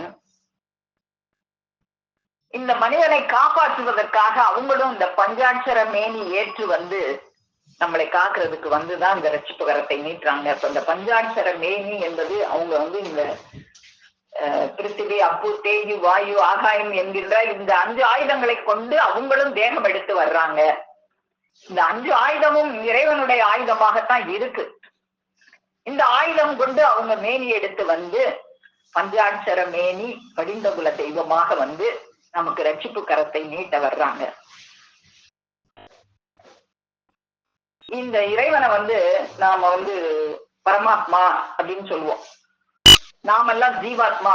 இந்த ஜீவாத்மாவை ரட்சிப்பது பரமாத்மாவாகிய எமது கடமையாகி விடுகிறது அப்படின்னு சொல்லி அவங்க வந்து நம்மளை ரட்சிக்கிறதே ஒரு கடமையாக நினைச்சு அந்த கடமைய நமக்கு செய்யறதுக்காக அவங்க வர்றாங்க. அப்போ நமக்கு என்ன கடமையாக இருக்கு? நம்மை ரட்சிப்பது அவங்க கடமையாக்கி வச்சுறாங்க அப்படின்னா நமக்கு என்ன கடமையாக இருக்குது அப்படின்னா, நமக்கு கடமை அந்த கரத்தை பற்றி கொள்வது மட்டும்தான் நமக்கு கடமையாக இருக்கிறது. ஜீவாத்மா பரமாத்மா என்று பேசுகிறாயே, அவை என்னது என்று தெரியுமா? ஜீவாத்மா என்பது நீ, பரமாத்மா என்பது நாம். நீ பெண், நாம் ஆண். எமது உரிமை பொருளாகிய ஜீவாத்மாவை ரட்சிப்பது பரமாத்மாவாகிய எமது கடமையாகி விடுகிறது. அதனாலதான் நம்ம எல்லாரும் பெண். இந்த பெண் ஒரு திருமண வாழ்க்கையை செய்யணும்னா அந்த ரட்சிப்பு கரத்தை பற்றி கொள்ள வேண்டும். அதுதான் நமது கடமை. அவங்களோட கடமை நம்மளை ரட்சிக்கிறது தான் கடமையாக நினைச்சே செய்யறாங்க. நம்மளோட கடமை அந்த கரத்தை பற்றி கொள்வதுதான் நம்மளுடைய கடமையாக இருக்க வேண்டும். அப்போ இந்த தூலம் இல்லாத போதும் இது ஒரு சாஸ்திர நூல்ல இந்த பரமாத்மா ஜீவாத்மா போல பாக்கியாத்மா அப்படின்னு இருக்கு அப்படின்னு படித்தேன். அது என்ன பாக்கியம் அப்படின்னா, சமஸ்கிருதத்துல அந்தர் அப்படின்னா உள்ள, பாகர் அப்படின்னா வெளியே. அந்தர் பாகர், அந்தருக்கு ஆப்போசிட் பாகர். அந்தர்னா உள்ள, பாகர்னா வெளியே. அந்த மாதிரி பாக்கிய ஆத்மாவாக பரமாத்மா இருக்குது. எதெல்லாம் இல்லாம நம்ம வாழ முடியாதோ அதெல்லாம் நம்மளுடைய, நாம எதெல்லாம் இல்லாம கொஞ்ச நேரம் அந்த மூச்சு காற்று இல்லாம, காற்று இல்லாத இடத்துல கொஞ்ச நேரம் இருக்க முடியுமா? நீர் இல்லாத இடத்துல இருக்க முடியுமா? இந்த இடம் நாம எல்லாமே எங்க வாழ்ந்துகிட்டு இருக்கோம்னா ஆகாயத்துலதான் வாழ்ந்துட்டு இருக்கோம். ஆகாயம்னா எங்கேயோ மேல இருக்கு அப்படி இல்லை. நாம ஒருத்தருக்கு நடுவுல இருக்கிற இடைவெளி, நாம எங்க இருக்கோம் அது எல்லாமே ஆகாயம்தான். நம்ம ஒரு வீடு கட்டுறதுனாலும் ஆகாயத்துலதான் வாழ்றோம், அந்த வீட்டுல வாழல. சுத்தி சுவர், ஆகாயத்தை சுத்தி ஒரு சுவரை எழுப்பி அதுக்கு நடுவுல இருக்கிற ஆகாயத்துலதான் நம்ம வாழ்றோம். அப்படி இந்த ஆகாயமாக நாம வாழ்றதுக்கு உண்டான ஆகாயமாகவும், இந்த மண்ணு நமக்கு எல்லாமே விளைவித்து கொடுக்கிற இந்த மண்ணு இல்லாமையும், இந்த காற்று இல்லாமையும், இந்த நீர் இல்லாமையும் நம்ம வாழ முடியாது. இப்போ இந்த பஞ்ச ஆயுதமாக இறைவன் தான் நம்மளை இருந்து காப்பாற்றுறாங்க. அதுதான் பாக்கிய ஆத்மா அப்படின்னு ஒரு வேத சாஸ்திர நூல்ல கொடுத்திருந்தாங்க. அது போல இப்படி பாக்கிய ஆத்மாவாகவும் இருந்து அவங்க வந்து பரமாத்மாவாக நமக்குள்ளேயும் குடியிருந்து நம்மளை போலவே ஒரு ஜீவாத்மாவை போலவே ஒரு அந்த பஞ்சாட்சர மேனி கொண்டும் வந்து நம்மை கரம் நீட்டி காப்பாற்றுவதற்காகவே அவங்க அதை கடமையாகவே நினைச்சு செய்யறாங்க. அப்போ அவங்க நம்மளை காப்பாற்றுறது கடமையாக நினைக்கும் போது இந்த பிறவி என்கின்ற ஒரு பெரிய கடல்ல இவன் கிடந்து தத்தளிக்கிறானே, அவங்க கரத்தை பிடிக்கலைன்னா இறைவனை போய் சேரவே முடியாது. நாம மீண்டும் மீண்டும் மீண்டும் மீண்டும் பிறந்து அந்த வினைகளுக்கு, ஏன்னா ஒவ்வொரு பிறவிலையும் வினை செஞ்சு வினைய தீக்க வந்த இடத்துல அடுத்த பிறவிக்குரிய வினைய சேர்த்து வச்சு டெபாசிட் பண்ணிட்டு தான் போறோம். அதை எல்லாத்தையுமே நம்ம தோள்பட்டையில உட்கார்ந்து இருப்பாரு சித்திரகுப்தர்னு ஒருத்தர். அவர் எழுதிடுவாரு தான் எதையும். நம்ம இதெல்லாம் நான் செய்யலையேன்னு போய் சொல்ல முடியாது. அவர் அவ்வளவு நோட்டையும் ரெக்கார்டு வச்சிருப்பாரு. அவரு அந்த நோட்டை காமிச்சிருவாரு. அந்த நோட்டை பார்த்து தான் நம்மளுடைய பிறவி நாம எங்க பிறக்கணும்னு நிர்ணயிக்கப்படுது. நம்ம பார்த்திருக்கோம் ஏற்கனவே. தனு கரண புவன போகம்லாம் அந்த நோட்டை பார்த்து தான் கொடுக்கப்படுது. நம்மளுக்கு உண்டான இந்த உடம்பு, கரணங்கள், கருவிகள், நீ எந்த பூமியில பிறக்கணும், நீ எந்த போகத்தை அனுபவிக்கணும், எல்லாமே நிர்ணயிக்கப்பட்டுதான் இங்க கொண்டு வந்து நம்மளை போடுறாங்க. அதை தீர்க்கிறதுக்கு என்ன செய்யணும்னா அந்த ரட்சிப்பு கரை வரும்போது அதை பற்றி கொள்ளணும். பற்றற்றான் பற்றினை அப்பற்றினை பற்றுக பற்று விடற்கு. இந்த பற்று, இந்த உலக பற்று விடணும்னா அந்த கரம் வருதே, அந்த பற்றற்றான் பற்றினை பற்றி கொள்ள வேண்டும். அப்படி பற்றி கொள்ளட்டும் தான் அவங்க வந்து ரட்சிப்பு கரத்தை நீட்டுறாங்க. இந்த பிறவி எனும் கரை காணா அகண்ட இருக்கடல் நிலத்தை மயங்கி அலைந்து உழண்டு கொண்டிருக்கிறானே, இவனை காப்பாற்றணுமே, இந்த அழியாப்பதி குடியேறு வாழ்வில் இவனை ஏற்றுவிக்கணுமே அப்படிங்கிறதுக்காக ஒரு அரிய மரக்கலத்தை, ஒரு பெரிய கப்பலை கொண்டுகிட்டு வர்றாங்க. கையை நீட்டுறதோட மட்டும் இல்லாம, ஏன்னா கடல்ல நிறைய பேர் தத்தளிச்சுக்கிட்டு இருக்கிறோமே, எல்லாரையும் ஏற்றுறதுக்கு ஒரு பெரிய கப்பலை கொண்டு வர்றாங்க. அரிய மரக்கலம். அந்த கப்பல் வரும்போது அந்த கப்பல்ல ஏறிக்கொள்றது தானே நம்முடைய வேலையாக இருக்க வேண்டும். அப்பதானே இந்த பிறவி கடல்ல இருந்து தப்பிக்க முடியும். பிறவிக்கடல் நீந்துவர் நீந்தார் இறைவனடி சேராதார். இறைவனடி சேரணும்னா இந்த பிறவி கடல்ல நீந்தி பெருமான் அவங்க கொண்டு வர்றாங்களே அந்த கப்பல்ல ஏறிக்கொள்ள வேண்டும். அவர்களுடைய திருக்கரத்தை பற்றி கொள்ள வேண்டும். அப்படி நம்மளை காப்பாற்றுறதே கடமையாக செஞ்சு அந்த திருக்கரத்தை நீட்டும் போது நாம வந்து திரும்ப நான் இங்கேதான் இருப்பேன், இங்க இருக்கிற இந்த தேனைத்தான் நக்கிக்கிட்டு இருப்பேன் அப்படின்னு இந்த தேனை நக்கிறதுலே குறியாக இருக்கக்கூடாது.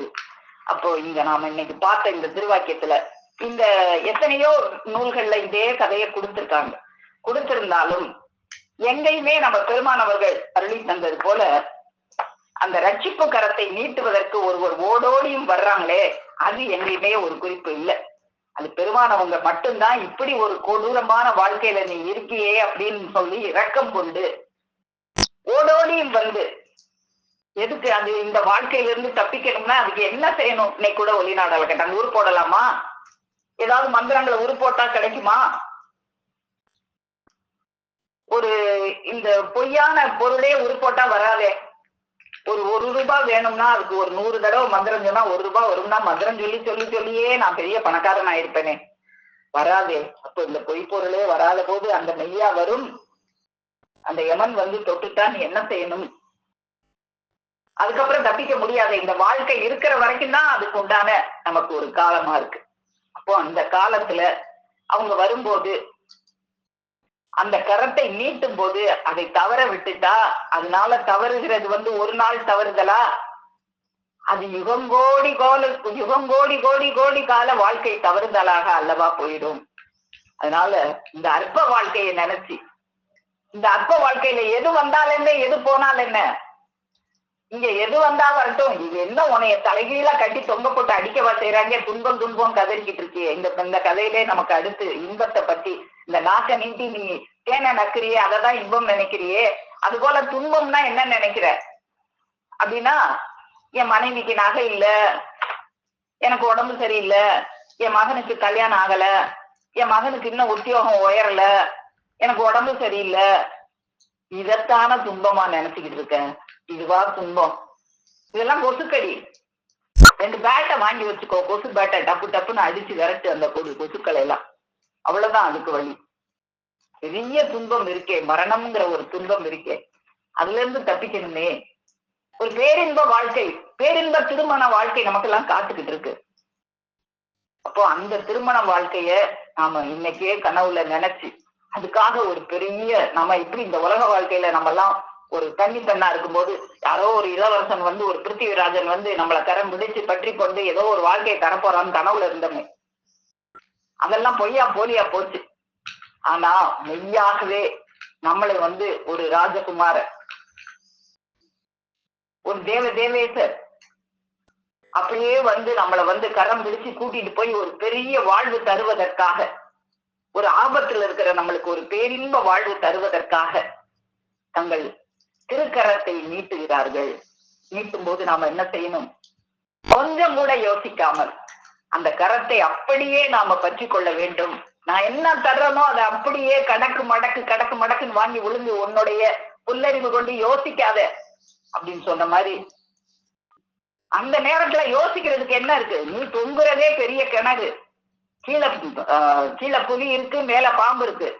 இந்த நேரத்துல கை வரும்போது இந்த கையை பிடிக்கலாமா வேண்டாமான்னு உனக்கு என்ன யோசனை வேண்டி கிடக்கு?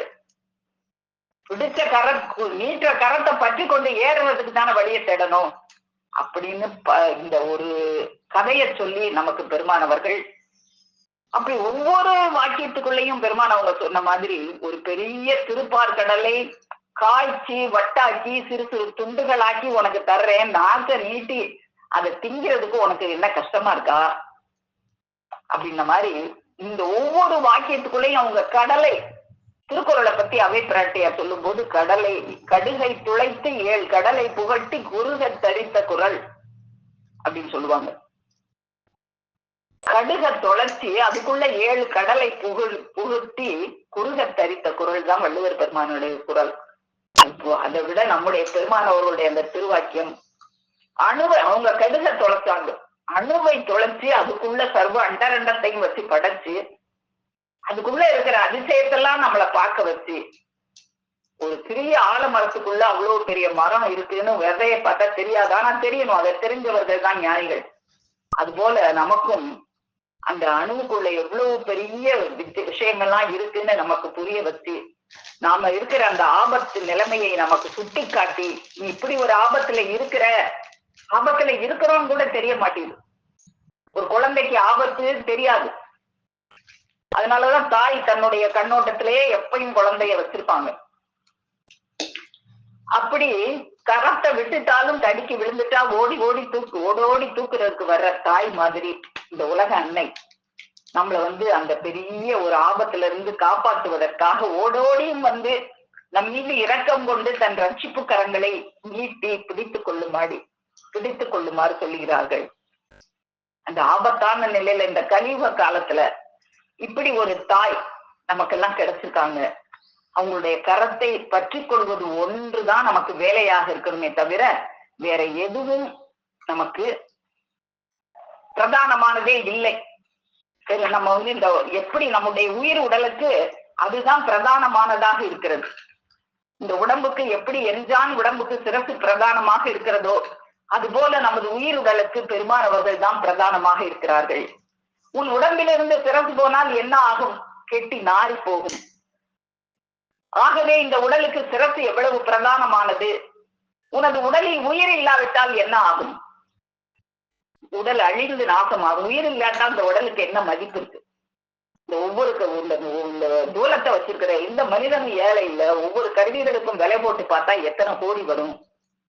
அப்படி இருக்கும்போது அது அந்த மாதிரி விலை மதிப்பில்லாததாக ஆக்கி வச்சது எது? உயிர். அந்த உயிர் இல்லாட்டா இந்த கருவிகள் எல்லாம் ஒரு பைசா பெறாது. ஆகவே உடலுக்கு உயிர் எவ்வளவு பிரதானமானது.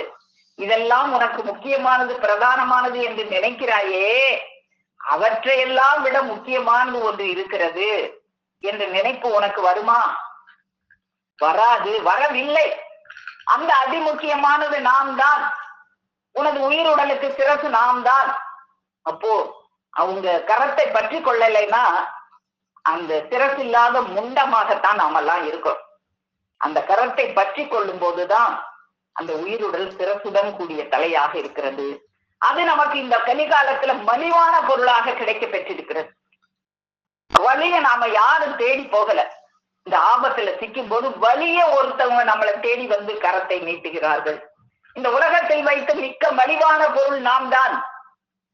ஏன் அப்படின்னா இது எந்த கோடி காலத்திலும் பூமிக்கு வராத மகா அருமை பொருளாக இருந்தும் ஒரு மலிவான பொருள் போல் மனு குலத்தின் தலைக்கு இதனால் கிட்டுவதற்கு காரணம் இது எல்லோருக்கும் வேண்டிய மிக மிக அத்தியாவசியமாய் வேண்டிய, இது இல்லாவிட்டால் நித்திய நரக பிராப்தி கிட்டுவிடுமே, அத்தகைய ஒரு பொருளாக இவன் மீட்புக்கு கட்டாயம் வேண்டிய பொருளாக இருப்பதால் தான் இப்படி மலிவான பொருளாக கையை நீட்டுகிறது. ஜீவாத்மா பரமாத்மா என்று பேசுகிறாயே, அவை இன்னது என்று தெரியுமா? தெரியாது. ஜீவாத்மா என்பது நீ, பரமாத்மா என்பது நாம். நீ பெண், நாம் ஆண். எமது உரிமை பொருளாகிய ஜீவாத்மாவை ரட்சிப்பது பரமாத்மாவாகிய எமது கடமையாகி விடுகிறது என்று நம்மளையெல்லாம் ரட்சிப்பதை தமது கடமையாக எண்ணி ரட்சிப்பு கரத்தை நீட்டு வந்த அந்த பெருமானவர்களது கரத்தை பற்றி கொள்வோம். இந்த பிறவி என்ற பெருங்கடலில் நீந்தி சென்று இறைவனடி சேர்வோம், பிறப்பறுப்போம், அந்த பேரின்ப பெருமாள் பெரு மகிழ்ச்சி வாழ்வை பெறுவோம். அந்த மகிழ்ச்சி வாழ்வை அளப்பதற்காக நமக்கெல்லாம் கரத்தினை நீட்டிக்கொண்டு பற்றி கொள்ள சொல்லும் நமது பெருமானவர்களது பொற்பாதம் போற்றி பணிந்து நமஸ்கரித்து என் முட்டி பேருரை மேலும் மேலும் முழங்கும் என்று கூறி உங்கள் அனைவரிடமிருந்து விடைபெறுகிறேன். அனைவருக்கும் நமஸ்காரம். ஜீவ சகோதரி சாலை பரமேஸ்வரி அக்கா அவர்கள். பிறந்த மக்கள் அப்படின்னு ஒரு பாடல் ஒண்ணு ஆரம்பிக்குது. இதுவும் பிணி பிறவி வாய்க்கும். அத ரொம்ப ராகவா மைவழி நட்சத்திரானந்தர் மாமா அவங்க படிப்பாங்க. யுக யுகந்தோறும் அந்த பாடல் எனக்கு இப்ப டக்கு ஞாபகம் வரல. இதுதான் அந்த பாடல் சொல்லணும்னு தோணுச்சு. அப்ப அந்த இகமதுல பிறந்துட்டாங்க. இகமதுல பிறந்தாவே அந்த பிறக்கும் போதே பிறவி பிணி அப்படிங்கறது நமக்கு லபித்து விடுகிறது. அக்கா இன்னைக்கு ஒரு கதையோட ஆரம்பிச்சாங்க. அந்த பிறவி பிணிய கடத்த வல்லவங்கதான் யாரு? நம்முடைய தெய்வம் அப்படிங்கறது நம்ம இந்த கலிக்கடையில நம்ம புரிஞ்சிருக்கோம், உணர்ந்திருக்கோம். இருந்தாலும் அதுக்கு நிதம் நிதம் நிதம் தினம் தினம் தினம் அதுக்கு நம்ம என்ன பண்ணணும்? அந்த அறிவுக்கு ஆகாரமாகி இந்த செவிச்சுவையை எடுத்து நம்ம பதுகிக்கிட்டே இருக்க வேண்டியது நமக்கு அத்தியாவசியம். ஏன்னா இருக்கிறது கலிக்கடையில இருக்கும். நேற்றைக்கு முந்தைய வகுப்புல நம்ம ஒரு கதை தான் சொல்லி நிறைய தெய்வம் கதைலாம் சொல்லியிருக்காங்க. ஆமா, அந்த கதைலாம் ரொம்ப வேடிக்கையா இருக்கும். அதெல்லாம் விடிய விடிய கதை சொல்லியே தெய்வம் என்ன பண்ணிருக்காங்க, ஒரு கருத்துங்களை மக்களுக்கு வாரி அரைச்சு கொடுத்துருக்காங்க அப்படின்னு. நானும் இன்னைக்கு ஒரு கதையை நேற்று யதார்த்தமா என் கண்ணில் பட்டது. நானா தெரியல, ஆனா எனக்கு யதார்த்தமா ஒரு அந்த கதை ஒரு கண்ணில் பட்டது. இன்னைக்கு அதே மாதிரி அக்கா ஆரம்பிச்சுட்டு ஒரு கதையை வச்சு ஆரம்பிச்சிருக்காங்க. எப்படின்னா, நாம் உங்களுக்கு ஒரு கதை சொல்ல போகிறோம். இந்த உலகத்திலே இன்பம் தேடுகிற ஒருவனை பற்றியே அந்த கதை. அப்ப இன்பத்தை தேடுறாங்க. அந்த இன்பத்தை தேடி அந்த பயனை அளக்க வரும்போது அவங்க கிட்ட அந்த பயனை தக்க பெரும் பயனை அடைந்து கொண்டார்களா இல்லையே, இப்படி வீணாக போறாங்களே அப்படிங்கிற ஒரு உருக்கத்தை தெய்வம் அந்த திருவாக்கியத்தை நமக்கு வச்சு கொடுத்துருக்காங்க. இந்த திருவாக்கியத்துல கூட பால் கிணறுன்னா எது, அந்த இடத்துல தொங்கி கொண்டிருக்கிறா யார், அந்த இடத்துல தொங்கிக்கிட்டு கடைசியா பார்த்தா இது நம்மளுடைய கதையா தான் முடியும். ஒவ்வொரு கதையுமே இப்ப இது யார் கதை என்று தெரிகிறதா அப்படின்னு தெய்வம் கேட்கும்போது அது நம்ம கதையா தான் இருக்கும். ஒரு முரடன் ஒரு இன்னொரு கதையை தெய்வம் உத்தர பண்றாங்க. மேடை மீது ஏறிக்கொண்டு ஒளிபெருக்கியை கையில் வைத்துக் கொண்டு முழங்குகிறார். என்ன முழங்குகிறாரு? அப்படி இருக்கணும் எப்படி இருக்கணும் அதுன்னு பேசுறாங்க. கடைசியில் என்ன பண்றாங்க, ஏதோ முரடன் ஓடி வந்து காட்டையில நடிக்கிறாங்க. எனக்கு இந்த கதையில ஞாபகம் வந்தது அக்கா சொல்லும் போது. நாங்க ஏற்கனவே நேற்று ஒரு கதை பார்த்தோம் ஞாபகம். அது இதெல்லாம் கதைன்னு நினைக்கிறோம், ஆனா இது கதை அல்ல, நிகழ்வுகள். ஒவ்வொரு நிகழ்வா சொல்லிதான் நமக்கு தெய்வம் விளக்க. கதையிட்டவே நம்ம கற்பனை பண்ணிட்டு போறது. ஆனா இது தெய்வத்துடைய கற்பனை உருவானது கதை அப்படின்றது அவங்க உத்தரவு பண்றாங்க. பட் நமக்கு அது ஆழ்ந்த கருத்துக்களை உள்ளடக்கியதாக தான் இருக்குது. அப்ப அந்த வேலை பார்த்தா கடைசியில் யார் கதை என்று தெரிகிறதா அப்படின்னு கேட்பாங்க. அந்த முரடன் யாரு? அங்கே ஒருத்தர் யமன் தான். அந்த சாயத்தை வெளுக்க வைக்க அந்த ஆள் வந்து யமன். இவனா பெரிய மனுஷன் அப்படின்னு அந்த 16வது திருவாக்கியம் என்ன நடத்துறாங்க. இந்த வாக்கியத்தான் வருதுங்களா? ஒரு நிமிஷம் பார்த்துக்கிறேன்க்கா. 11வது திருவாக்கியம் 12 10. ஓகே, ஆக ஆமா கரெக்டா தான் சொல்லியிருக்கேன். தெய்வமே நன்றி தெய்வமே. அது ஒரு வாக்கியம், அந்த திருவாக்கியத்தை கொஞ்சம் படிச்சிடலாமாக்கா? படிக்கவா? எல்லாருக்கும் தெரிஞ்சிருக்கோம், இருந்தாலும் நினைவு கூறணும். ஆதியே ஆண்டவர்கள் அருள் செய்துள்ள யமன் பிறகு திருமெஞ்ஞான குரல் திருவாசி எண் 11. ஒரு நாள் ஒருவர் ஒரு அலங்கார பந்தலிட்ட அழகிய மேடை மீது நின்று கொண்டு ஒளிபெருக்கியை வைத்துக் கொண்டு பிரம்மாண்டமான கூட்டத்துக்கிடையே பேசிக் கொண்டிருக்கிறார். அவருடைய இடுப்பான தோற்றமும் மிடுக்கான உடையும் மிகவும் உயர்ந்த பேச்சு நடையும் அவர் பெரிய மனிதர் என்பதை காட்டுகின்றன. ஜனங்கள் ஒற்றுமையோடும் ஒழுங்கோடும் வாழ வேண்டும் என்று பேசுகிறார். அவருடைய பேச்சை ஆச்சரியத்தோடும் அதிசயத்தோடும் எல்லோரும் கேட்டுக்கொண்டிருக்கிறார்கள். இப்படி யாராலும் பேச முடியாது. எவ்வளவு அழகாக பேசுகிறார் பார்த்தீர்களா என்று ஒருவருக்கொருவர் வியந்து பேசிக் கொள்கிறார்கள். திடீரென்று எங்கிருந்தோ ஒரு முரடன் ஓடி வந்து மேடை மீது பாய்ந்து ஏறி அவர் சட்டையை பிடித்து இழுத்து தள்ளி சோட்டால் சடார் சடார் என்று சாடுகிறான். அவரோ அவனை கண்டு கழி கழி என்று கழிகிறார். ஜனங்கள் ஏன் இப்படி இந்த பெரிய மனிதரை அடிக்கிறீர்கள் என்று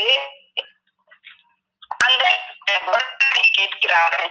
இவனா பெரிய மனிதன்? இதோ பாருங்கள், இவன் எவ்வளவு அயோக்கியன், அழிம்பன், அசிங்கியம் பிடித்தவன் என்பதற்கு இதோ சாட்சி அடையாளம் பாருங்கள் என்று ஒரு சீட்டை எடுத்து காட்டுகிறான். அந்த சீட்டை பார்த்ததும் தான் ஜனங்களுக்கு புத்தி வருகிறது. எல்லோரும் அந்த முரடன் பக்கம் சேர்ந்து கொண்டு அந்த பெரிய மனுஷனை வேஷக்காரன், மோசக்காரன், சண்டாளன், சனியன், தூ தூ என்று பழிக்கிறார்கள். தானே திருந்த வேண்டிய இவன் நம்மை திருத்த வந்துவிட்டான், சமரசம் வேறே பேச வந்துவிட்டான் என்று வகை மாறி பொழிகிறார்கள். பாவம், அந்த பெரிய மனுஷன் கதி கடைசியில் இப்படி ஆச்சுது. இப்படியான போலி பெரிய மனுஷன்களின் சாயம் வெளுக்க வரும் முரடன்தான் யமன். இப்ப இது யார் கதை என்று தெரிகிறதா அப்படின்னு அந்த திருவாக்கியத்துல நமக்கு வெளியாக்குறாங்க. அப்ப அந்த முரடன் யாரு? அதான் யமன். அப்ப இந்த வேஷம் போட்டுருக்காங்க, எல்லாமே வேஷமா தான் இருக்கு. அப்ப அந்த வேஷம் எல்லாம் இல்லாம நிஜமான ஒரு அசலான தெய்வத்தை நம்ம கை கொள்ளும் பொழுது அந்த வேஷங்கள்லாம் என்ன ஆகுது? அதாவது அதுக்கும் ஒரு திருவாக்கியத்தையும் ஒத்துழைப்பாங்க. ஒரு இரவுல ஒருத்தன் ஹரிச்சந்திரனாக வேடம் மட்டும் நிறுத்திக் கொண்டிருக்கிறான். பகலில் யாராவது அவனை ராஜாவாக நினைப்பதுண்டா? இல்லை. அப்ப ஆனா இந்த ஒரு எல்லையில நீ எப்படி நாடகம் நடிச்சிட்டு இருந்தியோ அது அப்படியே உண்மையாவே அந்த ஹரிச்சந்திரனாவே காட்டுறதுன்னா அது என்ன ஒரு வல்லபம், அது என்ன ஒரு செயல், என்ன மாதிரியான ஒரு விஷயம். இதெல்லாம் எத்தனையோ பார்த்து நீ ஆச்சரியம் பத்தி இதெல்லாம் ஏன் உனக்கு ஆச்சரியமா படல அப்படின்னு தெய்வம் நம்மளை நோக்கி கேட்பாங்க. தேவம் ஒண்ணு தொட்டு தொடர்ந்தே வந்துட்டு இருக்கு. ஆக இந்த திருவாக்கியத்துல போல இந்த 23வது திருவாக்கியம் தான் அப்பா இன்னைக்கு நமக்கு எடுத்து சொன்னாங்க. அதுலயே நான் அதான் சொல்லுவாங்க நினைச்சேன். 2 கொடிய எலிகள் கடிச்சிட்டு இருந்தேன்னா அது எது, விஷப்பாம்புன்னா என்ன, அது ஒரு இடத்துல ஏதோ படிச்சிருந்தாங்க. அந்த விஷப்பாம்புன்றது என்ன, உயிரை கொத்தி போதும் அந்த விஷப்பாம்பு ஏதோ விஷப்பாம்பு பேசிட்டாங்க, அதாவது சித்தரிச்சிருக்காங்க அப்படின்றது. அதுக்கப்புறம் அந்த அந்த இதாவது வேங்கை காத்துட்டு இருக்கு அந்த பாழும் கிணறுன்றது என்ன, பாழும் கிணறு தான் என்னது தொங்கிட்டு இருக்காங்க. அது கிணறுனா சாவு புதைக்குழி, சாவுக்குழி, பிரேத குழி வழி அப்படிங்கிறாங்க. பிரேதத்து குழிய போடுற அந்த நிலையில இருக்கவங்கள காப்பாத்துறதுக்கு வர்றது மேல பரமசிவன் பார்வதி வராங்க, அங்க காப்பாத்துறாங்க. அந்த காப்பாத்துறதுக்கு வர்றவங்களை விட்டுட்டு அவர் என்ன பண்றாரு, அந்த தொங்கிட்டு இருக்கிறவரு இடைஞ்சலுக்கு இடையில அந்த மரத்துல இருந்து ஒரு சொட்டு தேன் சிந்திக்கிட்டு இருக்கு. அந்த தேனை நாக்கு நீட்டி சப்பு கொட்டிக்கிட்டு அதுவும் என்னப்பா நீ காலத்துல தேனே குடிச்சது இல்லையா, உன் நிலைமை எப்படி இருக்கு, இந்த மாதிரி நிலைமை நீ அந்த தேனை இருக்கியே என்னையா உனக்கு அறிவு அப்படின்னு சொல்லி இந்த திருவாக்கியத்துல ரொம்ப அழகா தெய்வம் எடுத்துக்கிட்டாங்க. இது சம்பந்தமா அக்கா நிறைய எடுக்க சொன்னாங்க. அது என்னன்னா ஒரு மனம் புரியுறது. நிறைய வாட்டி பிருத்திவிராஜ் சொன்னாங்க. அந்த பிருத்திவிராஜ் அவ்வளவு ஒரு எளிதான தோற்றமுடையான என்னன்னு என்னுடைய கற்பனைக்கு கொஞ்சம் பார்த்தேன். அந்த பிருத்திவிராஜ் அப்படியே கொண்டுட்டு போய் ஒரு திருமணம் பண்ணிட்டு ஒரு வாழ்க்கையில நம்ம புக போறோம் போது அந்த வாழ்க்கை எப்படிப்பட்ட வாழ்க்கையா இருக்கு, துன்பமான ஒரு வாழ்க்கையா தான் இருக்கு. அது அல்ல நிஜமான இன்பமான வாழ்க்கை. அப்ப மணாளன் வருவார். மணாளன் வரும்போது எல்லாரும் என்ன பண்ணுங்க, தீப்பெட்டி மண்ணெண்ணெய் எல்லாம் அதெல்லாம் வச்சுக்கிட்டு காத்துக்கிட்டு இருக்காங்க. இந்த சத்தியவேதத்துல உத்தரவு போனாங்க. அதுல காத்துட்டு இருக்கும் போது சில பேர் என்ன பண்ணிட்டாங்க, அவர் வர நேரத்துல நான் தீப்பெட்டியை மறந்துட்டேன்னு எடுத்து வர போயிடாங்க. ஆனா அவர் போனது திரும்ப வந்தா இவங்கெல்லாம் நீங்க எல்லாம் யாருன்னு எனக்கு தெரியாது அப்படின்னு சொல்லிட்டு அந்த மணாளர் போயிடுறாரு அப்படின்ற ஒரு விஷயம் அந்த சத்தியவேதத்துல இருக்கு. அது போல நம்ம எல்லாமே தயாரா வச்சிருக்கணும். அந்த உலகத்துக்கு எடுத்துக்கிறோம் என்ன வச்சிருக்கோம், பொருள் இல்லாருக்கு உலகம் இல்லையே, அருள் இல்லாருக்கு அவ்வளவுதான் இல்லைன்ட்டாங்க. பொருள் இருந்தாலும் இல்லாட்டிலும் உலகத்தில் எல்லாரும் தானே வாழ்ந்துட்டு இருக்காங்க. அதெல்லாம் இது ஒரு வாழ்க்கை கிடையாது. பிச்சைக்காரன் பிச்சை எடுத்து வாழ்றவங்க ஒரு வாழ்க்கை தான், மச்சு வாழ்க்கையும் வாழ்க்கை தான், புச்சு வாழ்க்கையும் வாழ்க்கை தான் தெய்வம் உத்தரவு பண்ணிடுறாங்க.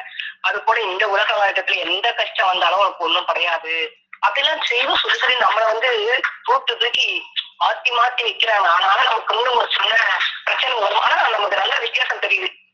இவ்வளவுதானா, ஆமா அப்படின்னு ஆயிடுச்சு. அந்த மாதிரி ஆகிற அளவுக்கு நம்மளை விடுறது இல்ல, மாத்திடுறாங்க தெய்வம். மாத்தி வைக்கிறதுக்கு அந்த அறிவு நல்லா தெரியுது, அறிவு தெளிவா விளங்குது. அது போல இந்த உலகத்துல எந்த கஷ்டம் எந்த துயரம் நம்மளை தாக்க போறது, நம்ம போய் சாய்ந்துக்குள்ள இருக்க ஒரு வைரமலை இருக்கிறது அப்படிங்கிறாங்க. அப்ப அந்த வைரமலையை நம்மள என்ன நினைக்கிறோம், வைரமா நினைச்சா தான் நமக்கு பலன் கொடுக்கும். அது எப்படி நம்ம நினைக்கிறோம், எப்படி நம்ம எடுத்து தொடங்கிக்கிட்டு இருக்கோம் அப்படின்னா அதுதான் அவங்கவுங்க எடுத்துக்கிற பாங்கு, அவங்கவுங்க நெருங்குற விதம், அவங்கவுங்க தெய்வத்திட்ட கூடி பிணைந்து இருக்கிற விதத்தை பொறுத்துதான் அந்த விஷயங்கள் அமையும். ஆனா யாருமே அவங்க விடுறது இல்ல, யாரையுமே ஒருத்தரையும் வெறுத்து தள்ளாமல் யாரையும் வெறுத்து தள்ளாமல் ஓட்டி வந்தனால்தான் இந்த ஒருவருடைய தேவரதா புடையடிக்காம எல்லா காலத்திலயும் நம்ம இன்னும் இவ்வளவு சிறப்பா போயிட்டு இருக்கு அப்படின்னு தெய்வம் உத்தரவு பண்றாங்க. அது போல இந்த திருவாக்கியத்துல ஃபுல்லாவே அந்த திருமணம் ஆகிட்டு அதுக்கும் ஒரு திருவாக்கியம் தெய்வம் திருமணம் இல்ல மனமும் இல்ல, இவன் பண்ற இந்த திருமணத்துல திரு எங்க இருக்கு? திரு அப்புறம் மனம் தானா வரும். திருவும் இல்ல மனமா இல்ல, இதுக்கு பேர் திருமணங்கிறான். அதனால வெளியுறதுலாம் கல்யாணம், கல்யாணுக்கு ஆணம் பண்றது அப்படிம்பாங்க. அப்ப திருமணம் அப்படின்றது நீதி திருமணம் தெய்வம் எடுத்து வச்சிருக்காங்க. அந்த நீதி திருமணத்துக்கு பொருட்கள் எடுத்து வச்சுட்டு இந்த மாதிரி நமக்கு சில நடைமுறைகள்லாம் எடுத்து வச்சிருக்காங்க. அந்த நடைமுறை இன்னும் நுழைவு பார்த்தா ஒண்ணு ஒரு விஷயத்தை நமக்கு உணர்த்தக்கூடியதுதான் இந்த சடங்குகளை எடுத்து வச்சிருக்காங்க. அப்ப நீதியை போய் நம்ம திருமணம் நிச்சயமான நீதி திருமணம். அந்த நீதியே போய் நம்ம திருமணம் இருக்கிறது. அதுலதான் திருவும் இருக்கு, மனமும் இருக்கு. அப்ப அந்த நாட்டம் இல்லாமல் இருப்பதற்கு பேரு மனம். நாட்டத்துக்கு ஏற்படும் அந்த நாட்டம்லவே மனம் அப்படின்னா ஒரு பொருள் சுத்தமா தமிழ நாட்டம் நம்ம நினைச்சிட்டோம். நாட்டம்னா அது ஒரு விரும்பத்தக்காத ஒரு மனம் அப்படி கிடையாது. நாற்றம் அப்படின்றதே மனம் வந்து ஒரு பொருள். இது எப்படி இருந்தா பரிசுத்த பரியாதான் அது பரிசுத்த நாற்றமாக விளங்குகிறது. அப்ப யமன் எல்லையில வந்து உதவக்கூடிய அந்த அருந்துணைய கட்டாயமா நம்ம தெரிவிக்கணும். அதுதான் வந்து நித்திய குண்டல் நித்தி திருமணம் அப்படின்னு எடுத்து வைக்கிறாங்க. அப்ப அந்த திருமணம் ஒரு வாழ்க்கையை விட்டு நம்ம இன்னொரு வாழ்க்கைக்கு போறோம். அப்ப இதுல வந்து நீதி திருமணம் போது இந்த உலக வாழ்க்கையே இல்ல இது நினைச்சிட்டு இருந்தா அப்பா பெரிய ஆனா ஒரு நாளைக்கு வாழ, அது கூட 10 நாளைக்கு வாழம்பாங்க. அது கூட இல்லை, ஒரு நாளைக்கு வாழ என்ன பாடுபடுகிறாய் அப்படிங்கிறாங்க. அப்ப அந்த ஒரு நாளைக்கு வாழ்க்கையில பாடாதான் இருக்கு. யாருக்கு பாடா இருக்கு? எல்லாருக்குமே பாடாதான் இருக்கு. கோடீஸ்வரனா கூட இருக்கட்டும். அப்ப கோடீஸ்வரனுக்கும் கோடி துன்பங்கள் இருக்கும். அதெல்லாம் விட்டுட்டு வெளிக்காட்டாம தான் என்ன பண்றாங்க? வாழ்க்கை வாழ்ந்துட்டு இருக்காங்க.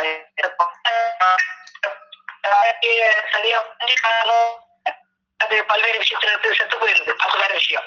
ஆனா அந்த உலக வாழ்க்கையில வந்துட்டு இந்த உலக வாழ்க்கையை சாதிச்சு நின்று எதிர்த்து நின்று போராடி ஜெயிச்சு அதுக்கப்புறம் ஒரு வாழ்க்கையை கொடுக்குறாங்க. அந்த வாழ்க்கை எப்படிப்பட்டதுனாக்கா அது அழகு காற்று நெருக்கம் துருசு அவஸ்தெல்லாம் அதுல கிடையாது.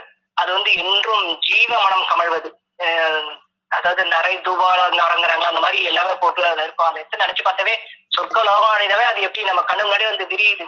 அதாவது பெண்களுக்கு வந்து தண்ணீர் செம்மண்ல தண்ணீர் ஒழிச்சோம்னா அது ஒரு மனம் வரும் இல்லைங்களா? பொதுவாகவே மழை பெய்யும் போது மனம் வரும். அந்த மழை நீர் வந்து அந்த பூமியில பட்டோடனே ஒரு மனம் அப்படி கிளம்பும். மண் மனம், மண்ணின் மனம் அப்படிம்பாங்க. அது போல செம்மண் அப்படின்னு தனியா எடுத்து தெய்வம் கொடுக்குறாங்க. செம்மண்ல தண்ணீர் தெளிச்சு அப்படி அந்த போல வாசனை தெய்வம். ஒரு ஆணைக்கு வந்து ஆணையே மயங்குற அளவுக்கு அந்த சொர்க்கத்துல மக்கள் இருப்பாங்க அப்படின்னும் போது எவ்வளவு அழகழகா நம்மள வருங்காலத்துல இந்த நிச்சய யுகத்துல இருக்க போறோம் அப்படிங்கிறத நினைச்சு இந்த வாழ்க்கை வாழ்ந்தோம்னா ரொம்ப சிறப்பா இருக்கும். அந்த வாழ்க்கை அப்படி நினைச்சு நம்ம வாழும்போது அதுக்கு வேண்டிய எது உணவு நமக்கு இப்ப இந்த வேதங்கள் தான். இந்த வேதங்கள் தான் அது உயிருள்ளவை. வேதங்கள் எல்லாமே உயிருள்ளவை. அந்த உயிருள்ள அந்த வேதங்கள் நம்ம உள்ள போய் வந்து ரொம்ப தெளிவா அழகா மலர வச்சு மலர்ந்து அதனுடைய வாசத்தை இப்பவே கூட நுகரலாம். அதுக்கும் மேம்பாடாக தெய்வம் அவங்க கொடுப்போம். இன்னும் நம்ம பூரணமாக ஏன்னா பூரண வல்லபம் உடையவங்க அல்லவா தெய்வமார்கள். அந்த பூரண வல்லபத்தோட நம்மளும் போய் கலந்துதான் அந்த பூரண எதில் வந்து நமக்கும் கிடைக்கும். அப்படி வாழ்க்கையை தன்னதானே நினைச்சு பார்த்தோம்னாவே நமக்கு இது என்ன இங்க சித்திக்கும். நீ எதுவாக எண்ணுகிறாயோ அதுவாக விளைகிறாய் அப்படின்னு ஒரு ஸ்லோகம் இருக்கு. அப்ப நம்ம எண்ணுகின்ற நல் எண்ண மனத்தையும் என்னோனா எல்லா சித்தியமுக்கு நமக்கு இதெல்லாம் நினைக்க தெரியாது. நிறைய நமக்கு நினைக்க தெரியாது. நம்மளோட அறிவுக்கு என்ன எட்டுதோ அறிவுக்கு என்ன படும் அதான் நம்ம நினைப்போம். ஆனா தெய்வம் அதையும் மீறி நீ இதை நினைச்சுக்கிட்டு இருக்கியா? அதெல்லாம் இல்ல, இதுக்கு மேல இருக்கு, அதுக்கும் அப்பால் உள்ளது அப்படின்ட்டு ஒன்னொன்னா புரிஞ்சுட்டே போறாங்க. இந்த மண்ணெண்ணெய் ஒண்ணு கிடைக்கிறது ஒண்ணு சொல்லுவாங்க பாருங்க. அது எந்த வாக்கியன்றது கூட எடுத்தேன் போயிடுச்சு. அதுல பாத்தீங்கன்னா உனக்கு என்ன தெரியும்? நான் என்ன சொல்றோமோ அந்த எல்லையில நிக்க வேண்டியதுதான். உனக்கா நீயா ஒண்ணு குளிச்சு கொண்டு ஒண்ணு செய்ய முடியாது உன்னால அப்படின்னு அந்த தெய்வம் அந்த திருவாக்கியத்துல உத்தரவு பண்ணி சொல்லுவாங்க. ஆக அது போல எட்டி காய கொடுத்தாலும் என்ன பண்ணலாம்? கடக்க மாட்டதான் சொல்லலாம். வீட்டு எட்டிய வரை பாயும், பணம் பாதாள வரைக்கும் பாயும்பாங்க. இப்ப பணத்துலதான் ஓடிக்கிட்டு இருக்கு இந்த உலக வாழ்க்கை அப்படின்னு எல்லாரும் நினைச்சிட்டு இருக்காங்க. பணம் எல்லாம் உனக்கு இறங்கி கிடக்க போதே, ரோட்ல கேப்பாரிட்டு மிதிக்கப்பட்டு கிடக்க போதே அப்படிம்பாங்க. அதெல்லாம் கூட நடந்துதான் வந்துருச்சு. லாட்டரி சீட்டா வாங்கினாங்க கொஞ்சம் காலம் ஜனங்க. அது பாத்தீங்கன்னா பணம் தானே அத்தனையும் பேப்பரா போய் குப்பையில கிடந்தது. இது போல நிறைய ஏகப்படுத்துது. அப்ப அந்த ஏகன் எப்படி இருக்காங்கன்னாக்கா அவங்களதான் பத்திக்கணும். அவங்க ஒரு தரம் பற்றணும். அவங்க தரம் பற்றும் பொழுதுதான் நம்ம வந்து விடுபடுறோம். எதிலிருந்து விடுபடுறோம்? இந்த பிறவிலிருந்தே விடுபடுறோம். அதுக்கு 2 பாடல் வந்து எனக்கு ஞாபகம் வந்தது. ஆதிமியம் தேவைப்படுற பற்று அப்படின்னா பற்றிக்கொள் பற்றிக்கொள் ரெண்டும் ஒரே பொருளை கொண்டதான் வரும். அதுக்கு அந்த மெய்வியனோட தெய்வம் கொடுக்குறாங்க. 10 10 முக்கவியும் சொன்னேன் முக்கவியும் சொன்னேன் அத்தையுடன் பாசுபட்ட 10 பத்திடும் கை பத்து பத்துமோ பத்தாதோ வேண பத்தி இல்லா பத்து பத்தி இல்லா பத்து பத்திடிலோ கடமழிக்க பத்திடும் பேய் பத்து பத்துமோ பத்தாதோ வேண பத்துமோ பத்தாதோ வேண பத்தி இல்லா பத்து பத்தி இல்லா பத்து பத்திடிலோ கடமழிக்க பத்திடும் பேய் பத்து பத்து முன்னே பத்தி கொள்ள பத்த மது பத்தும் பார்ப்பாரத்து காப்பு முதற் தடை வரைக்கும் பத்து தெய்வமே பத்து மோரார் அங்கலையீர் 12 முன்றாய் 12 முன்றாய் பார்மார்க்க நாதரிட மெய்வழி நூலாமே. ஏன்னா இந்த மெய்வழி நூல்ன்றது உபதேசம் பெறதுக்கு முன்னாடி இந்த பாடல்லாம் மனப்பாடம் சொல்லுவாங்களாம். பெரியவங்க சொல்லி நான் கேள்விப்பட்டிருக்கேன். மெய்வழி நூல் அதே மாதிரி அவங்கவுங்களுக்கு ஒவ்வொரு சிலருக்கு ஒரு பாட்டு பழைய நூல்ல இருந்து ஞான அது வினையாகராகவல் அதெல்லாம் படிச்சுட்டு சொல்லுவாங்களாம். சிலர் இதையும் தெய்வம் அவங்க ஜீவனுக்கு ஏற்ற மாதிரி படிக்க சொல்லும்போது இந்த பாடலே படிக்க சொல்லுவாங்க, மனப்பாடமே பண்ண சொல்லுவாங்க. அப்போதான் உபதேசம் எல்லாம் கொடுப்பாங்க அப்படிலாம் சொல்லியிருக்காங்க. அப்பேற்பட்ட அந்த பாடல்ல கடைசியில கூட நமக்கு கொடுக்குறாங்க. ஏன்னா நடுமத்துல முதல்ல ஏன்னா புத்தாரம் தெரியாதுன்னு அந்த பாடல் முடிவுல கொடுக்குறாங்க. இந்த பாடல்ல ரொம்ப சிறப்பா இருக்கு. பாத்தீங்கன்னா ஆர்மார்க்க நாதரிட மெய்வழி நூலாமே. மெய்வழி நூல்றது அந்த பாடலை சுருப்பா தெய்வ விட்டுட்டாங்க. அது வந்து பத்த சொல்றாங்க. அப்படி நம்ம பத்தலைன்னா என்ன பண்ணுமா, அந்த கடத்தை அழிக்கிறதுக்கு அந்த பேய் வந்து பத்துங்கிறாங்க. தெய்வமே அந்த பேய் வந்து நம்மள பத்துறது, நமக்குள்ள போய் அவங்கள போய் பத்திக்கணும் தான். பற்றுக பற்றற்றால் தாள் அப்படின்றாங்க. அப்ப அந்த பற்று இந்த குருமணி மலையில ஒரு பாடல் கொடுக்குறாங்க. அதே போல பற்றிய பற்றாய் பரந்துலகெங்கும் பற்றியும் பற்றிலா தோங்கி பற்றியும் பற்றா அத்தியுற்றவர்கூ பற்றிலாதிடம் பற்றும் பற்றே பற்றை வீட்டகன்றோ பற்றியே தேப்பின் பற்றும் பேரெழுதும் கோல் பலனே சுத்த நீர் குணமாய் காஞ்சனை இளங்கும் சூழ்முகம் மதுமதி கடலே அப்படின்னு சொல்லிட்டு வந்து இந்த பாட்டாண்டையும் கொடுக்குறாங்க. அப்ப பற்ற வேண்டும் அப்படின்னா இந்த இடத்துல 2 முறை வருதுன்னு கொஞ்சம் யோசிக்கலாம். பற்றை விட்டு அகன்று பற்றியது அது எப்படி, எந்த பற்றை விட்டு அகலணும், எந்த பற்றுல போய் நம்ம தேர்வு ஆகி செழிக்கணும் அப்படின்றது. இங்க வச்சிருக்கிறதுலாம் போலி பற்றுதலே என்று கட்டாயமாக நினை அப்படிம்பாங்க தெய்வம்.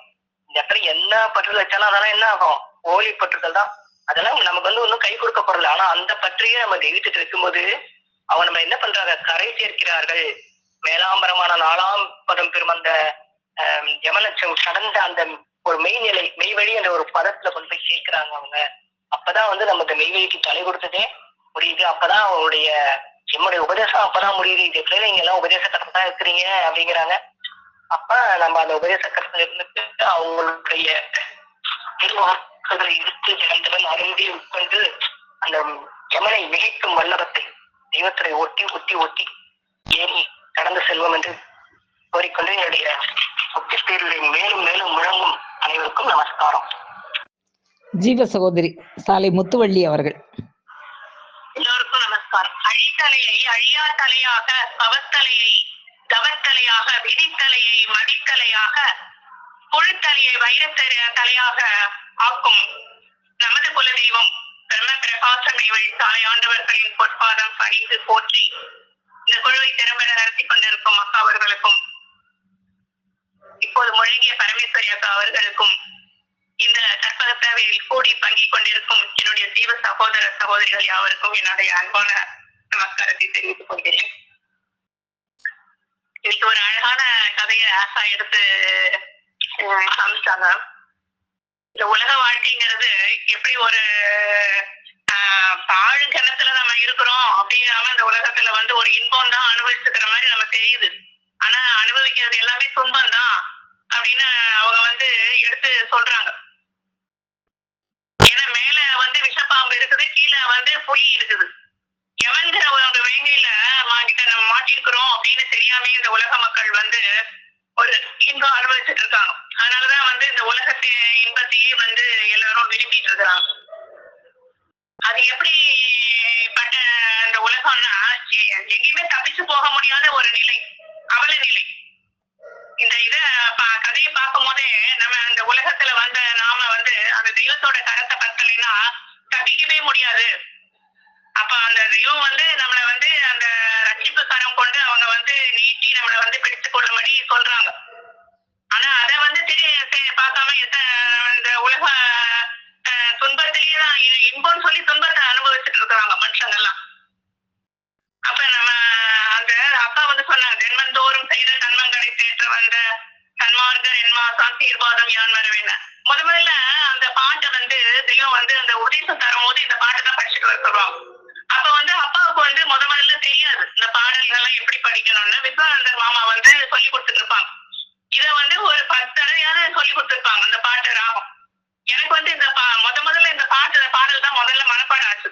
ஏன்னா இவங்க 2 பேரும் உட்காந்து படிச்சுட்டு இருந்தாங்களா, அப்ப அந்த பாடு வந்து நான் படிக்காமயே அது வந்து என்னோட காதுல வந்து உழுந்துட்டே இருந்தது. இத அதனால முதல்ல நான் மனநம் செஞ்சது அந்த இடப்பாக ஆசார கவிதான். அந்த பாடல் வந்து எனக்கு மனசுல ஆச்சு. அப்புறம் படைத்தல் 5 தொழிலும் அப்படின்னு அக்கா சொன்னாங்க. படைத்தல், காத்தல், அழித்தல், மறைத்தல், அருளல் அப்படின்னு அவங்களே வந்து எல்லாத்தையும் எடுத்து சொல்றதுதான் நமக்கு வந்து விளங்குதே தவிர இந்த உலகத்துல இத்தனை படைச்ச அந்த ஏதாவது ஒரு இதை பத்தி நம்ம நினைக்க முடியுதா? 1008 அண்டங்களையும் மனுஷனுக்காக தான் படைச்சுக்கிறாங்க அப்படின்னு இறைவன் வந்து சொல்றாரு. இந்த நாக்க வச்சு படைச்சுட்டோமே, அதுக்கு இனிப்பு, புளிப்பு, கைப்பு, கார்ப்பு இதெல்லாம் அப்படின்னு வச்சு படைக்கிறார். நம்ம கேட்டா இதெல்லாம் படைச்சாங்க. அறுசுவைய வச்சு படைக்கிறாங்க. எந்த மிருகங்களுக்காவது அறுசுவைய இது பண்ண தெரியுமா? மனுஷனுக்கு தான் வந்து இதுல உப்பு இல்ல, இதுல காரம் இல்ல, இதுல அதிகமா இருக்குது அப்படின்ட்டு மனுஷனுக்கு ஒண்ணுதான் சொல்ல தெரியும். அத நாக்குக்கு மட்டுமே அந்த அறுசுவைய வச்சு படைக்கிறாங்க. அந்த இனிப்புலயே எத்தனை ரகம், கரும்புல இனிப்பு, பழத்துல இனிப்பு, தேன்ல இனிப்பு, பூவுல இனிப்பு, இப்படி இவங்க சொல்லலைன்னா தெய்வம் சொல்லல நமக்கு எப்படி தெரியும்? இப்படி ஒவ்வொன்றையும் வந்து நம்மளை கேட்காமலேயே வந்து ஒவ்வொன்றையும் படைக்கிறாங்க. அந்த புளிப்புல எத்தனை ரகம், ஒவ்வொரு சுவையிலையும் அறுசுவையிலையும் ஒவ்வொன்றுலயும் ஒவ்வொரு இத வந்து எந்த மிருகங்களும் அனுபவிக்க முடியாது. அந்த அறுசுவையை வந்து மனுஷன் மட்டும்தான். மனுஷனுடைய நாவு ஒன்ன குறி வச்சு அப்படி ஒவ்வொரு அண்டத்துக்கும் அந்த இறைவன் வந்து என்னென்ன நினைச்சு அவங்க வந்து பண்ணியிருப்பாங்க. மனுஷன் மேல எவ்வளவு அன்பும் பிரீதியும் அவங்க வச்சிருந்தா இப்படி வந்து மனுஷனுக்காக வந்து ஒவ்வொன்றையும் வந்து இறைவன் வந்து படுத்திருப்பாரு. அந்த மனிதனுக்குள்ள வந்து ஒரு நித்திய தேகம் இருக்குது, எவன் அணுகாத தேகம் இருக்குதுன்னு நம்ம தெய்வம் அவர்கள் தான் வந்து சொல்றான். அந்த சூக்கும காரண மகாகாரண தேகங்கள்லாம் நமக்குள்ள இருக்குது. அதெல்லாம் வந்து நீ வந்து அந்த உலக இதுல போனீங்கன்னா மங்கி போயிரும் அப்படின்னு சொல்லி, அப்ப அந்த இது பண்ணணும்னா அந்த கோடி சூரிய பிரகாசம் அந்த வாழ்க்கைய வந்து கை போடணும்னா அதுக்கு அந்த சனதங்கள் பெற்ற பாரவான்கள் வந்து நமக்கு வேணும். உலகத்துல எத்தனையோ வித்துக்கள்லாம் முளைச்சு செடியா எப்படி அரும்பி பூ போட்டு காயா இது பண்ணி இதெல்லாம் யாருக்காக வந்து இதெல்லாம் இது பண்ணியிருக்காங்க? மனுஷன் ஆடு மாடுகளுக்கு இல்ல அப்படிங்கிறாங்க. எல்லாமே இந்த மனுஷனை குறி வச்சுதான், உலகத்துல உள்ள எல்லாத்தையும் மனுஷனை குறி வச்சுதான் படைச்சோம். மற்ற ஜீவராசிகளுக்கு கிடையாது. ஏன்னா அது கேட்கவே தெரியாது. மனுஷனுக்கு ஒண்ணுதான் இது வேணும் அது வேணும் கேட்க தெரியும். ஒரு மாடு வந்து எனக்கு இது வேணும் அப்படின்னு கேட்காது. மனுஷனை குறி வச்சு எவ்வளவு அதுவும் எளிமையா ஒவ்வொன்றும் வந்து இறைவன் வந்து படைச்சுக்கிறார். எலுமிச்சம்பழம் இருக்குது, அது வந்து தங்கத்துல செஞ்சா பிரயோஜனப்படுமா? ஒரு வாழைப்பழம் இருக்குது, தங்கத்துல வாழைப்பழம் வச்சா அது அவனுக்கு பிரயோஜனப்படுமா? அவன் ஜீவனுக்கு வந்து பிரயோஜனப்படாது. அப்ப நம்ம ஜீவனுக்கு என்னென்ன பிரயோஜனப்படுமோ அது எல்லாம் இறைவன் வந்து படிச்சு கொடுத்துருக்காரு. ஆனா இந்த எப்ப நம்ம உலக தந்தையா இந்த பெருங்கருணை வந்து உன்னுடைய தாய் தந்தையிட்ட கோடியில ஒரு பங்கு காண முடியுமா அப்படின்னு கேட்கிறான். இப்படி எண்ணிறந்த வஸ்துக்களை ஏழை எளியவர்களுக்கும் கிடைக்கும்படி அபரிமிதமாக படைத்து விசிறி விட்டிருக்கிறானே, இந்த எண்ணிறந்த வஸ்துக்களை படித்து தந்திருக்கின்றானே, இந்த பெருங்கரனை தகை நம் தாய் தந்தை இடத்தை கோடியில் ஒரு பங்கு காண முடியுமா? கோடியில ஒரு பங்கு. அப்ப இறைவன் வந்து எவ்வளவு பெரிய தந்தை. நம்ம உலக தந்தைகிட்ட நம்ம அன்பா ஒழுகுறோம். ஆனா கோடியில ஒரு பங்கு கூட வந்து அவங்க வந்து நமக்கு எந்த இதுவும் உதவ முடியாது தந்தை வந்து. அப்ப நமக்கு கேளாமலேயே நமக்கு வேண்டுவன ஆனந்தமாக நமக்கு வேண்டுவனவெல்லாம் நாம் கேளாமலேயே இன்ன காலத்திற்கு இன்னது வேண்டும் என முற்கூட்டியே படைத்து வைத்திருக்கிற சர்வைக்கனாகிய அந்த பரம தந்தைக்கு நாம் எப்படி கடமைப்பட்டவர்களாக இருக்க வேண்டும்? நம் அறிவை கொண்டு எட்டி அழக்க முடியாத அந்த மகா மேலான அத்தந்தை இவ்வளவையும் தந்துவிட்டு நம்மிடம் எதிர்பார்ப்பது என்ன என்று நீங்கள் சிந்தித்து பார்த்ததுண்டா அப்படிங்கிறாங்க. இவ்வளவும் கொடுத்துருக்குறாங்க. ஆனா நம்ம கிட்ட எங்க ஒரு பொருளையும் எதையும் அவங்க இது பண்றது இல்ல. வீடு, வாசல், சொத்து, சுகம் அதெல்லாம் நம்ம சேர்த்து வைக்கிறது எல்லாம் எதுவுமே அவங்க வந்து எதிர்பார்க்கறது இல்லை. அவங்க நம்மளுடைய அன்பைதான் எதிர்பார்க்கிறாங்க. ஒரு தந்தை வந்து கல்யாணம் முடிஞ்ச ஒரு பொண்ணை கல்யாணம் பண்றாரு. கல்யாணம் பண்றது பண்ணி முடிச்சுட்டு கொள்றதுக்கு ஒரு கத்தி செஞ்சு வைப்பாங்க. அந்த தந்தை வந்து உலக தந்தையே அந்த மாதிரி இருக்கும்போது எவ்வளவு காரணிய தேவையாகிய ஒரு பரம தந்தை நரகம் என்னும் ஒரு வல்லிடமே அவங்க எடுத்து வச்சிருப்பாங்க.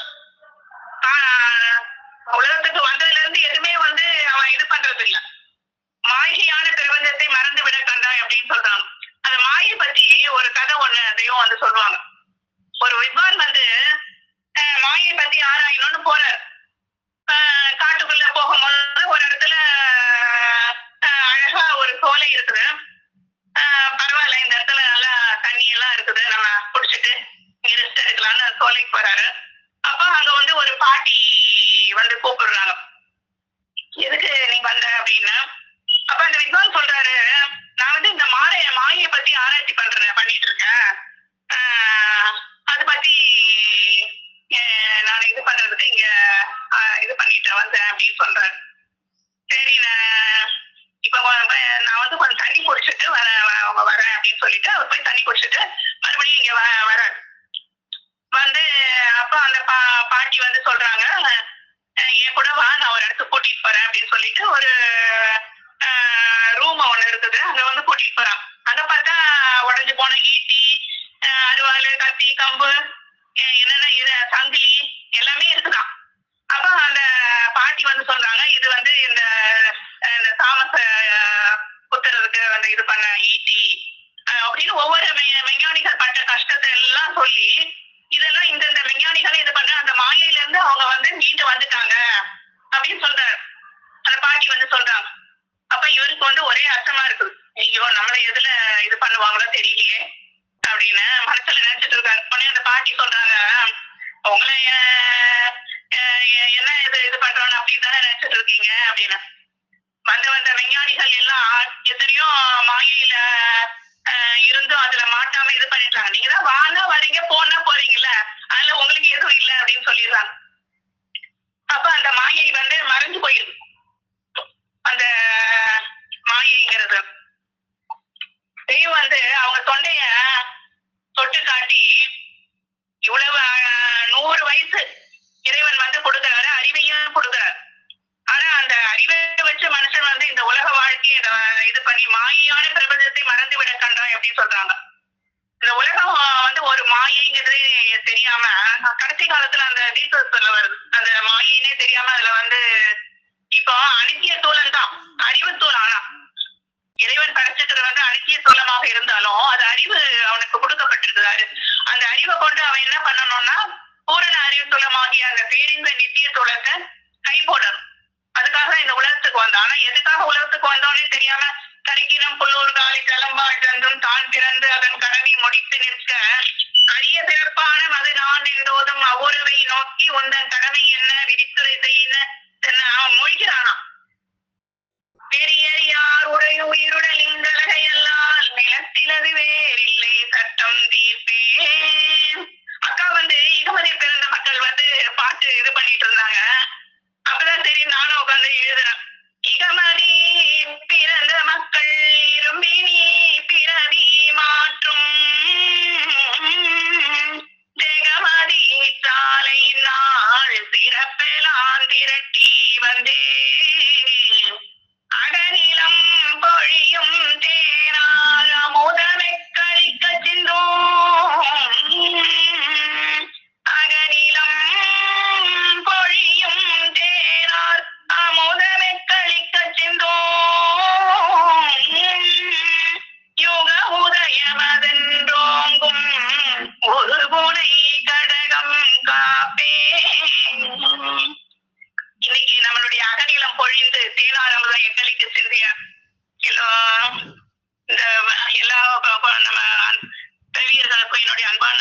கருத்தை தெரிவித்துக் கொள்கிறேன். நமஸ்காரம்.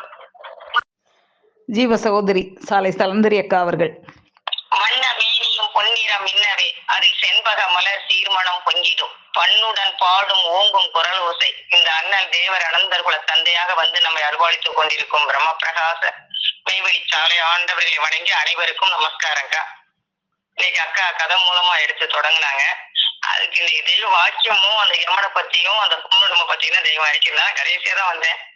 அந்த பொண்ணுடம்பு அந்த பொண்ணுடம்புல இப்பவே நுழைஞ்சிக்கிற நாளைக்கு இல்ல, இப்பவே நுழையணுங்கிறாங்க. அதற்காக தான் அந்த தூணை எடுத்தது. வந்தோம், வந்ததுதான் மறந்துட்டோம் அப்படிங்கிறாங்க தெய்வம். வந்துட்டோம், ஆனா வந்துட்டு மறந்துட்டோம். நம்ம ஈசனை தேடணும், உங்களை அடையணுங்கிறத மறந்துட்டோம். அப்ப அந்த கதையை எடுத்து கொடுத்தாங்களே இருக்காக்கா, அந்த கதையில வந்த மாதிரி பாலுங்காய்ச்சல் இருந்துட்டு அந்த இன்பத்தை, இந்த இகத்தோட இன்பத்தையே செஞ்சுக்கிட்டு பரத்தோட தேடாம வந்ததுதான் மறந்துட்டோம் அப்படிங்கறத எனக்கு எடுத்து கொடுத்தாங்க. அந்த கதையை அக்கா எடுத்துட்டாங்க. அதுக்கு ஏற்ற மாதிரி அந்த இடத்துல பாருங்க, புலிய வந்து யமனுக்கு கூப்பிடுறாங்க. கிளியிட பசியுடன் கொடும் புலி வந்து யமனை போன்று, அந்த புலி வந்து யமனா இருக்கு. அந்த எலி வந்து கத்திரிச்சுக்கிட்டு இருக்கிறது நம்ம சுவாசத்தை இந்த இன்பத்துல போய்கிட்டே இருக்கையில அது கத்திரிச்சு வெளியே போயிடும், மேல போகாம. அப்ப தெய்வத்தோட இன்பத்தை பெற்றா நம்ம மேல போய் நம்மளுக்கு கோடி காலத்துக்கும் கற்பாத கோடி காலத்துக்கும் வருமானம் ஆயிருக்கு. அந்த கீழே இன்பத்தை அனுபவிக்கிறது அந்த மாதிரி வீணா போகிறத எடுத்து கொடுத்தாங்க. இந்த அனித்திய வாழ்க்கையே சதம்னு நம்ம நினைச்சுக்கிட்டு இருக்கோம். அப்படி நினைச்சுக்கிட்டு இருக்கேன் கொடுத்து நம்மளை காப்பாற்ற நீ வந்து அப்படின்னு கூப்பிட்டாங்க. சதம் இல்லை உனக்கு. இப்ப வெளி உலகங்களுக்கு அந்த மாதிரி வந்து யமன் தான், அதுல எந்த ஆட்சியுமே இல்லை. ஆனா நம்ம வந்தவங்களுக்குமே நீ சிவன் கையில சிக்கிருக்கியா யமன் கையில இருக்கியான்னு சதா நினைச்சுக்கிட்டு இருக்கான்னு தெய்வம் உத்தரவு பண்ணியிருக்கா. அப்ப நம்ம தான் அதுல ஜாக்கிரதையாவும் உஜாராவும் எதுல சிக்கி இருக்கோம், வந்துட்டோம் அப்ப நம்ம தெய்வம் காப்பாத்திவாங்கிற மிதப்புலே இல்லாம நம்ம எப்படி இருக்கிறோங்கிறத அடிக்கடி சிந்திச்சுக்கிறேங்கிற அந்த கதையெல்லாம் அப்பப்ப தெய்வம் நம்மளுக்கு எடுத்து கொடுத்து அதுக்கு உதாரணமும் தெய்வம் அப்பப்ப கதை மூலியமாவும் இப்ப இங்க வந்து கூறிய பற்கையுடைய புலி வந்து உன்னை தீண்டுங்கிறத எடுத்து கொடுக்குறாங்க. ஆனா தெய்வம் உரையாடா வாக்கியத்திலையும் ஒரு வீட்டுல ஒரு புலி வளர்க்குறாங்க. அவங்க வீட்டுல இருக்க பிள்ளைங்க எல்லாம் மூவாயிரத்தெட்டு எல்லாம் அதோட விளையாடுது. ஆனா ரத்த கஜ துரக பதா இந்த 4 பேக சைன்ல வச்சிருக்க ஒரு வல்ல அரச வரட்டும், சும்மா விட்டுருமா, அதை கண்டா உருமுது அப்படின்னு எடுத்து கொடுக்குறாங்க தெய்வம். அப்ப அந்த அளவுக்கு தெய்வத்தோட ஒட்டி உறவாடி அவங்க இன்பத்தை வாங்கிக்கிட்டோம்னா புலி வந்து நம்மளுக்கு சைதன்யமாயிரும். இல்லைன்னா எந்த கஜ பூரா அந்த இன்பத்தை பூரா அனுபவிச்சு வச்சிருந்தாலும் அது அந்த யமனுடைய சைத்தையை காமிச்சிருங்கிறதுக்கு அந்த கதையை எடுத்து வளர்க்குறாங்க தெய்வம்.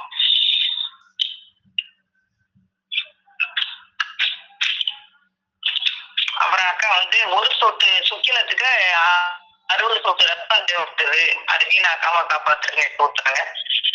சிவபோகத்தை அனுபவிக்கிறதா திருக்கத்தை பச்சிக்கிட்டு போனா சிவபோகத்தை அனுபவிக்கலாம். இகத்துல குடும்ப வாழ்க்கைக்கு இகத்துல அந்த போகத்தை அனுபவிக்கணும், திருக்கரத்தை பிடிச்சு அந்த போகத்தை அனுபவிக்கணும் எடுத்து கொடுத்தாங்க. நரகத்திற்கும் நிலைவாசலே சாவு அப்புறம் தொழில் எடுத்து கொடுத்தாங்க. படைத்தல், காத்தல், அழித்தல், மரத்தல், அருள்னு எழுதி கொடுத்தாங்க. பூமியின் தலைவி இருக்கோளம், அப்பத்தின் தலைவு ஜலம் அப்படின்னு எடுத்து கொடுத்தாங்க. அந்த போதத்துக்கு தெய்வம் பாடலையும் கொடுக்குறாங்க. நமக்கு போதம் எப்படி இருக்கு, அந்த போதத்துல நீ போனாய்னா அந்த உயிர் மெய்ப்பாலா இருக்கும். அந்த நாதத்துல போனா நீ சிறப்பா இருப்ப, உனக்கு வெற்றி கொடுக்கும். அதான் உனக்கு புறப்பிடும். அப்படி போனாய்னா உனக்கு அன்னில தான் கையில வீடு அப்படிங்கிறதையும் தேடு உலகத்துல தெய்வம் நமக்கு எடுத்து கொடுக்குறாங்க. வேதமும் உயிர்கள் மெய்ப்பால், வேதமும் உயிர்கள் மெய்ப்பால், விளைவும் தொழில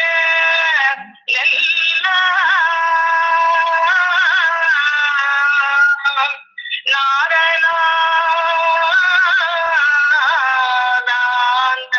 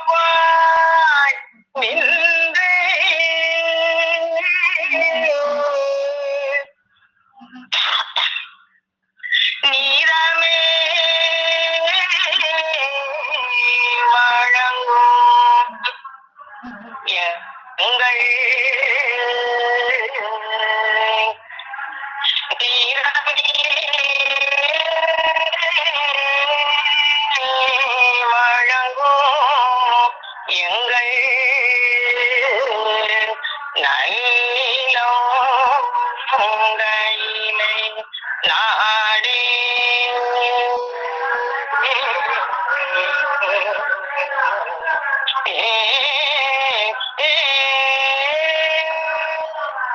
அவங்க திருநாதத்துல நீ போதமா இருந்தாய்னா அதான் பொருள், அதான் வெற்றி, அதான் உங்களுக்கு புகலிடம், அந்த இதுதான் உனக்கு நன்னிலம் கையிலே நாடுன்னு எடுத்து கொடுக்குறாங்க. அப்புறம் தாய் வந்து எந்த அளவுக்கு ஒரு பிள்ளையை வச்சு வளைக்கிறார், இதை இதை காட்டி கொடுக்க மாட்டா. அது மாதிரி என் பிள்ளையா வந்த உடனே நான் எமன்ட்ட காட்டி, எவ்வளவு கொடியவனா இருந்தாலும் நான் எமன்ட்ட காட்டி கொடுக்க மாட்டேன். அப்ப என் கையை விட்டு நீ முறித்து கொண்டு போனால் நாம் என்ன செய்வது? உருவிட்டு போனால் குடிச்சு இழுக்கலாம், முடித்து கொண்டு போனால் நாம் என்ன செய்வது? அப்ப தெய்வம் வந்து கருணை உள்ளவங்க, தாயின் விட்டு மேல. தாய் தகப்ப என்ன செய்வாங்க? படைச்சு கொடுத்ததை எடுத்து கொடுப்பாங்க. அவங்க ஏதாவது படைச்சு தருவாங்களா அப்படின்னு தெய்வம் உள்ளார வைக்கிறதுக்கு உத்தரவு பண்றாங்க. அவங்க எதுவும் படைச்சு தர மாட்டாங்க, படைச்சு வச்சுதான் எடுத்து கொடுப்பாங்க. அதான் தாய் தந்தை செய்வாங்க. ஆனா தாயின் மேல கருணை வச்சு எமாட்ட இருந்தும் அவங்களை காப்பாத்துறாங்க. அப்படி கருணை உள்ளவங்க செய்வோம். அப்போ அவங்க சொற்படி கேட்டு நடக்கணும். அவங்க அக்கா எடுத்து கொடுத்த மாதிரி ஓதி உணர்ந்து உரைப்படி நடக்கணும். நடந்தாதான் அவங்களுடைய இத நம்ம பிடிக்கலாம். அப்ப நடக்கையில இருக்கு. அதுக்கும் தெய்வம் பாடல்ல எடுத்து கொடுக்குறாங்க. தாயின் காங்க தனிக்கலை வளர்ந்தா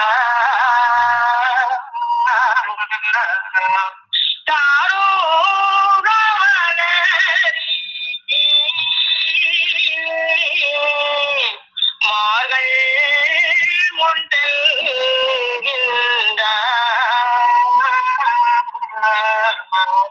தேயா நீலத்து பொன்ன ரங்க குண்டனைகள்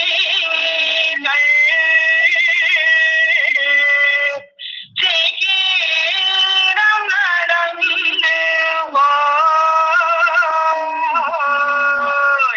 சேர்ந்து கொள்வீரையா.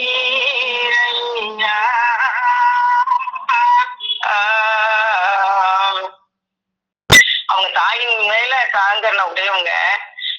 அவங்கள போய் அந்த நேரத்துல அந்த பொன்னரங்கத்துல போய் நீங்க பிடிச்சிக்கிட்டீங்கன்னா அவங்க உன்னை அழைச்சு அந்த ரட்சிப்பு கரத்தை நீட்டி கூட்டிக்கிடுவாங்க அப்படிங்கிறாங்க. அப்ப அந்த பிறவிய மாச்சு கூட்டிக்கிடுவாங்கன்னா அடுத்த பக்கத்திலயும் கொடுக்குறாங்க தெய்வம். அந்த தாயின் மிக காரணம் எப்படி இருக்காங்கன்னா, அங்க முளைச்சிடும், நம்ம ஆயர்பாடியில முளைச்சு இங்க வர்றோம். அந்த பிறவியை வந்து தெய்வத்தை வந்தவொடனே அந்த பிறவி இங்க தான் மாத்திடுறாங்க. அவ்வளவு பெரிய தாயின் காரணம் கருணை உடையவங்க. நம்ம இந்த தாய் மாதிரி இல்ல அப்படிங்கிறதையும் தாயின் மிக்காங்க ரூனை தனிக்கலானி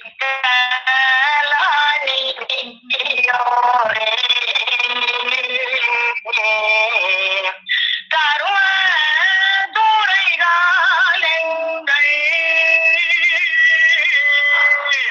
வேட்டையை புரிவீரே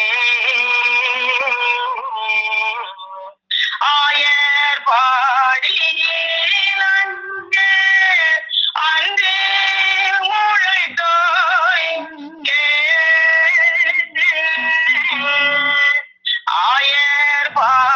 ஆயர்பாடியில் அன்றே முளைத்தோய் ஆரா பிறவி மாய்போம் அத்தன் பதேந்திரே.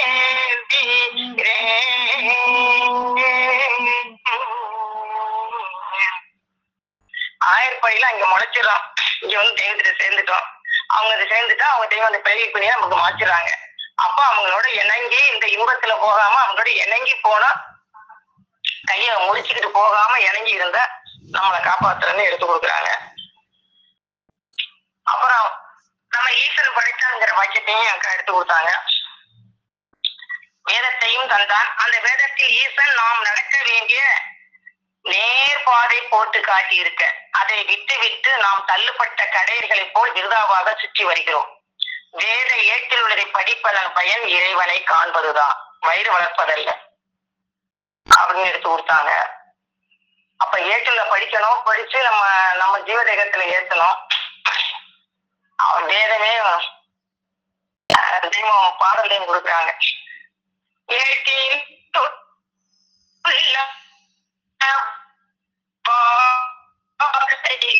எல்லாம் கரை தேடினும் காட்டும் கூறும் இல்லாமல் காண முடியாது. நேற்றிக்கண் படைத்த பின்னேறும் இருதயத்துள் நேற்றிக்கண் படைத்த பின்னேறும் இருதயத்துள் நீங்காமலே சுழட்டி வாங்க மூலம் தங்கும் மயங்காதிருமனமே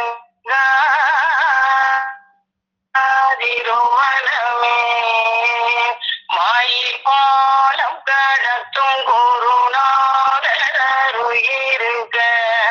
மயங்காதிருமனமே.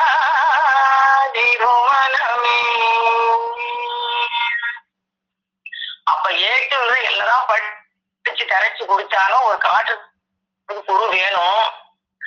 ஆனா நம்மளுக்கு தெய்வம் எப்படி எடுத்து வச்சிருக்காங்கன்னா, வீட்டுல படிப்பதன் பயன் இறைவனை காணலாம். அப்ப சர்வலோக சரவியாக இறைவன் போதிக்கும் போது நீ அதை வாங்கி உன் காதுல போடு, அதுவே உன் அறிவில் நின்று உனக்கு வாத்தியாரா போதிக்கும் அப்படின்னு எடுத்து கொடுக்குறாங்க. அப்ப முதல்ல காது உறுத்து கேட்டு, அப்ப திருப்பாக்கடலே வட்டா காய்ச்சி சிறு சிறு துண்டுகளை உறுத்தி வச்சிருக்காங்க. அதை வாங்கி கடக்கு நம்ம முழுகிட்டோம்னா அதுவே போய் அறிவில் நின்று அணுக்கோடு சராசரத்த அறிவு ஏறணும். அப்ப அந்த அணுக்கோடியிலையும் நிறைந்த ஆதி அடை. அப்ப அந்த அணுக்கோடியிலையும் நம்ம அவங்க வாக்கு போய் உன் வேதமாகி தூரத்துல போய் காயத்துல பிரிச்சு காமிச்சாவது உன் வேதமாகி உன் தூரத்துல பிரிச்சு காமிக்கணும்னு சொல்ற. அப்ப இந்த வேதத்துல இருக்கிறத நம்ம தூரத்துல வேதமாகி தூரத்துல ஏற்றி அது விளங்குறதுக்கு அவங்களுடைய அருள்பாளித்து தெய்வம் இருந்து அவங்க விலைக்கு கூட்டிட்டு போறாங்க. அப்ப கூட்டிட்டு போய் நம்ம அந்த இடத்துல எமட்ட இருந்து காப்பாத்தி சேர்த்துறாங்க. அதுதான் இன்னைக்கு அக்கா எடுத்து கொடுத்தாங்க அந்த கதை. இந்த இன்பத்துல போகாம தெய்வத்தினுடைய யமவதி கடத்தி சிவபதி சேர்த்து நம்மளை வைக்கும் ஆண்டவங்களை வேண்டி அனைவருக்கும் நமஸ்காரம் மீண்டும் வழங்கும். ஜீவ சகோதரி சாலை அமிர்தவல்லி அக்கா அவர்கள். நமஸ்கரித்து அனைவருக்கும் ஜீவ சகோதர சகோதர அனைவருக்கும் அன்பார்ந்த நமஸ்காரம். அக்கா 23வது வாக்கியத்துல அந்த கதை மூலமா நம்ம வாழ்க்கை எப்படி அவலமான வாழ்க்கையில நம்ம எப்படி இருக்கோம்ன்றது தெய்வம் நம்மளுக்கு ஒரு கதை மூலமா சொல்லி வராங்க. அது பாடக்காலத்துல தொங்கிக் கொண்டு இருக்கோம். புதிதா எவனா இருக்கு. நம்ம அதை எண்ணி கத்துக்கிட்டு நம்மளோட மூச்சு துண்டாடப்பட்டு நஷ்டம் அடைகிறது பாவம். அது அப்போ கூட இறைவனை நினைக்காம வர ஆபத்தை பற்றி கொஞ்சம் கூட உணராம நம்ம இந்த உலக வாழ்க்கையிலேயே சதம் போயிட்டு இருக்கோம். அதுதான் அந்த தேவை நச்சிட்டு இருக்கோம் அப்படின்றதுதான் சொல்லிட்டு இருந்தீங்க. கூட 14வது வாக்கியத்துல இந்த உலக வாழ்க்கையானது நிச்சயம் போல காணப்படுது. எண்ணி பார்த்தாலும் அப்படி அல்ல, மகா பயங்கரமான அதிலும் மாறாத கவலையான வாழ்க்கை இது. இறைவன் இதற்காக மனிதனே படைக்கவில்லை. கவலையான வாழ்க்கைக்கு அல்ல நாம் வந்தது. அந்த பயங்கரத்தை மாற்றவும் மகா பாரதூரமான காலம் கடந்த கோடி சூரிய பிரகாச நித்திய வாழ்வை நிரூபிக்கும் ஆன ஒரு பொருள் இருக்கிறது. அந்த வாழ்வு பெறத்தான் இந்த மனித தோலம் வந்தது. மனித தோலம் வந்துதான் நித்திய வாழ்க்கைய பெறலாம் அப்படின்றது 109வது வாக்கியத்தை கூட அழிவில்லாத முடிவில்லாத அழக ஆண்மையோடு நோய் நொடியே இல்லாத நித்திய உடலும் எடுத்து வாழ வந்த மனிதன் இவன். இறைவனோ உடல் இல்லாதவன். அந்த நிறுவன் தன் வல்லபத்தின் சேற்ற எளிதான தோற்றத்தோடு வெளியாக இருக்கின்ற அந்த பொன்னுலகத்தில் வாழும் யுகவித்தாக வந்தவன். அருவமாணிக்கத்தில் எனக்கு தந்ததும் வேதங்களாக அறிவிப்புகள் அனந்தும் தந்ததும் இதற்குத்தான். அவற்றையெல்லாம் அறிவித்து இவனை எப்படியும் அதோகதிக்கு போகாமல் திருப்பி நித்தியபிலாகவே நாம் வந்தோம். இந்த வசந்தத்தை கை நெல்லு போகிறவனே, அவன் கோவில் எல்லை எடுத்து சொல்லி கடைசியாக கட்டி 500 என்று நினைக்கிறோம். நியாயம்தானே. அவங்க நம்ம போற அவல நெறியாக்கி காமிச்சிட்டாங்க. அதுக்கு நமக்கிட்டே நம்ம அருவமாணிக்கத்தையும் வேதங்களாக அறிவிப்புகள் அறிவையும் நம்ம கிட்ட பிடிச்சாங்க. நமக்காக வேதத்தையும் படிச்சு அந்த வேதத்தை விளக்கித்தர பாடவாசையும் நமக்காக அனுப்பிச்சு கொடுத்துருக்காங்க. நம்ம ஈசன் படித்தான், வேதத்தையும் தந்தான். அந்த வேதத்திலேயே நாம் நடக்க வேண்டிய வேறுபாடு போட்டு காட்டி இருக்க அதை விட்டு தள்ளிப்பட்ட கரைகள் போல விருதாவாக சுற்றி வருகிறோம். வேத இயற்கை படிப்பதன் பயன் இறைவனை காண்பதுதான்.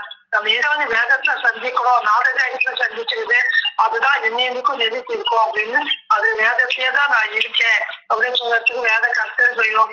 தீர்க்கதரிசிகள் நமக்காக அனுப்பி கொண்டே இருக்காங்க. இவ்வாறு தான் அனுபவ வச்சுக்கூடிய கொண்டிருப்பதை ரூபங்கள் வந்துவிட்ட மனிதனுக்கு ரூபங்கள் தெளிவுபடுத்த வேண்டும் என்ற தனிக்கலனை பிரவாதத்தினாலே தனது நாட்டத்தும் சுதையாய் கிடந்த அருமணி கொடுக்கும் திருமணியாகிய வேதத்தை தமது தரிசனம் மூலமாக இறக்கி அத்திருமணியில் இறைவன் சொல்வது ஆனது. அது திருமணியில அவங்க சொல்றாங்க. இதெல்லாம் வந்து அதிசயம். இந்த ஸ்தூல வாழ்க்கையை துச்சமா என்ன ஜீவ வாழ்க்கையை திடப்பட செய்தல் அப்படின்னு நமக்கு பாடவா ஆன்மீகத்திலயும் வாக்கியத்திலயும் எல்லாமே அதெல்லாம் பேசி வராங்க. நமக்குள்ள நான் தெய்வீக மலையை நாம் அழிஞ்சிட்டு தான் படிச்சுட்டு ஒரு பையன். நம்மளோட கடமை அதுதான். நம்மை கடமோ அவங்க கடத்தை நம்ம பிரிவு கடையில இன்னும் கடையில நீங்கி இருக்கோம். அந்த கடையிலேருந்து அந்த கடையில இருந்து அதை சொல்லிருக்காங்க. ஒரு மரக்காலத்தை கொண்டு வந்து செந்தமிழ் வலையை கொண்டு வீசி நம்மளெல்லாம் அதை பிடிச்சு அந்த வலையிலேருந்து நம்ம ரட்சிக்க அந்த புழுக்களை ரட்சிச்சு பெரிய கடை நீட்டுறாங்க. அந்த கடை நீட்டும் போது நம்ம அதையே பிடிச்சுக்கணும். நம்மளுக்கு இந்த உலகத்துல நம்ம உடம்புக்கு சிகிச்சை எப்படியோ அப்படிதான் நம்ம உயிர் உடம்பு. நம்ம உயிரோட உடம்பா வச்சுட்டு அவங்களுடைய திருவாக்கு அதுதான் சிரசு. அதுதான் நம்மளுக்கு பிரதானமா இருக்கிறது. அதுதான் ஜீவாத்மாவின் போக்குவரத்துக்கு சார்புணி அதுதான் ஜீவாத்மாவின் கதை. ஆண்டோட வாக்கியமே முதன்மையா இருக்கும். மற்ற யாரும் உனக்கு யாதொரு பிரயோஜனத்தையும் தராது. ஜீவாத்மா என்பது நீ, பரமாத்மா என்பது நாம். நீ பெண் நாம் ஆண். நம்முடைய பொருளாகிய ஜீவாத்மாவை ரட்சிக்குது பரமாத்மாவாக என்பது கடமையாக இருக்கிறது. நம்ம அவளையே சார்ந்து கூடி பணிந்து போற்றி இருந்து பண்ணா அவங்களுடைய நம்மளை ரட்சிக்கிறதும் எவனுக்கு சேர்ந்து காப்பாற்றி நம்மளை சிவமயம் ஆக்குறதும் அந்த சிவலோகத்தை நம்ம இருக்க வைக்கிறதும் அது அவங்களோட செயலா இருக்கு.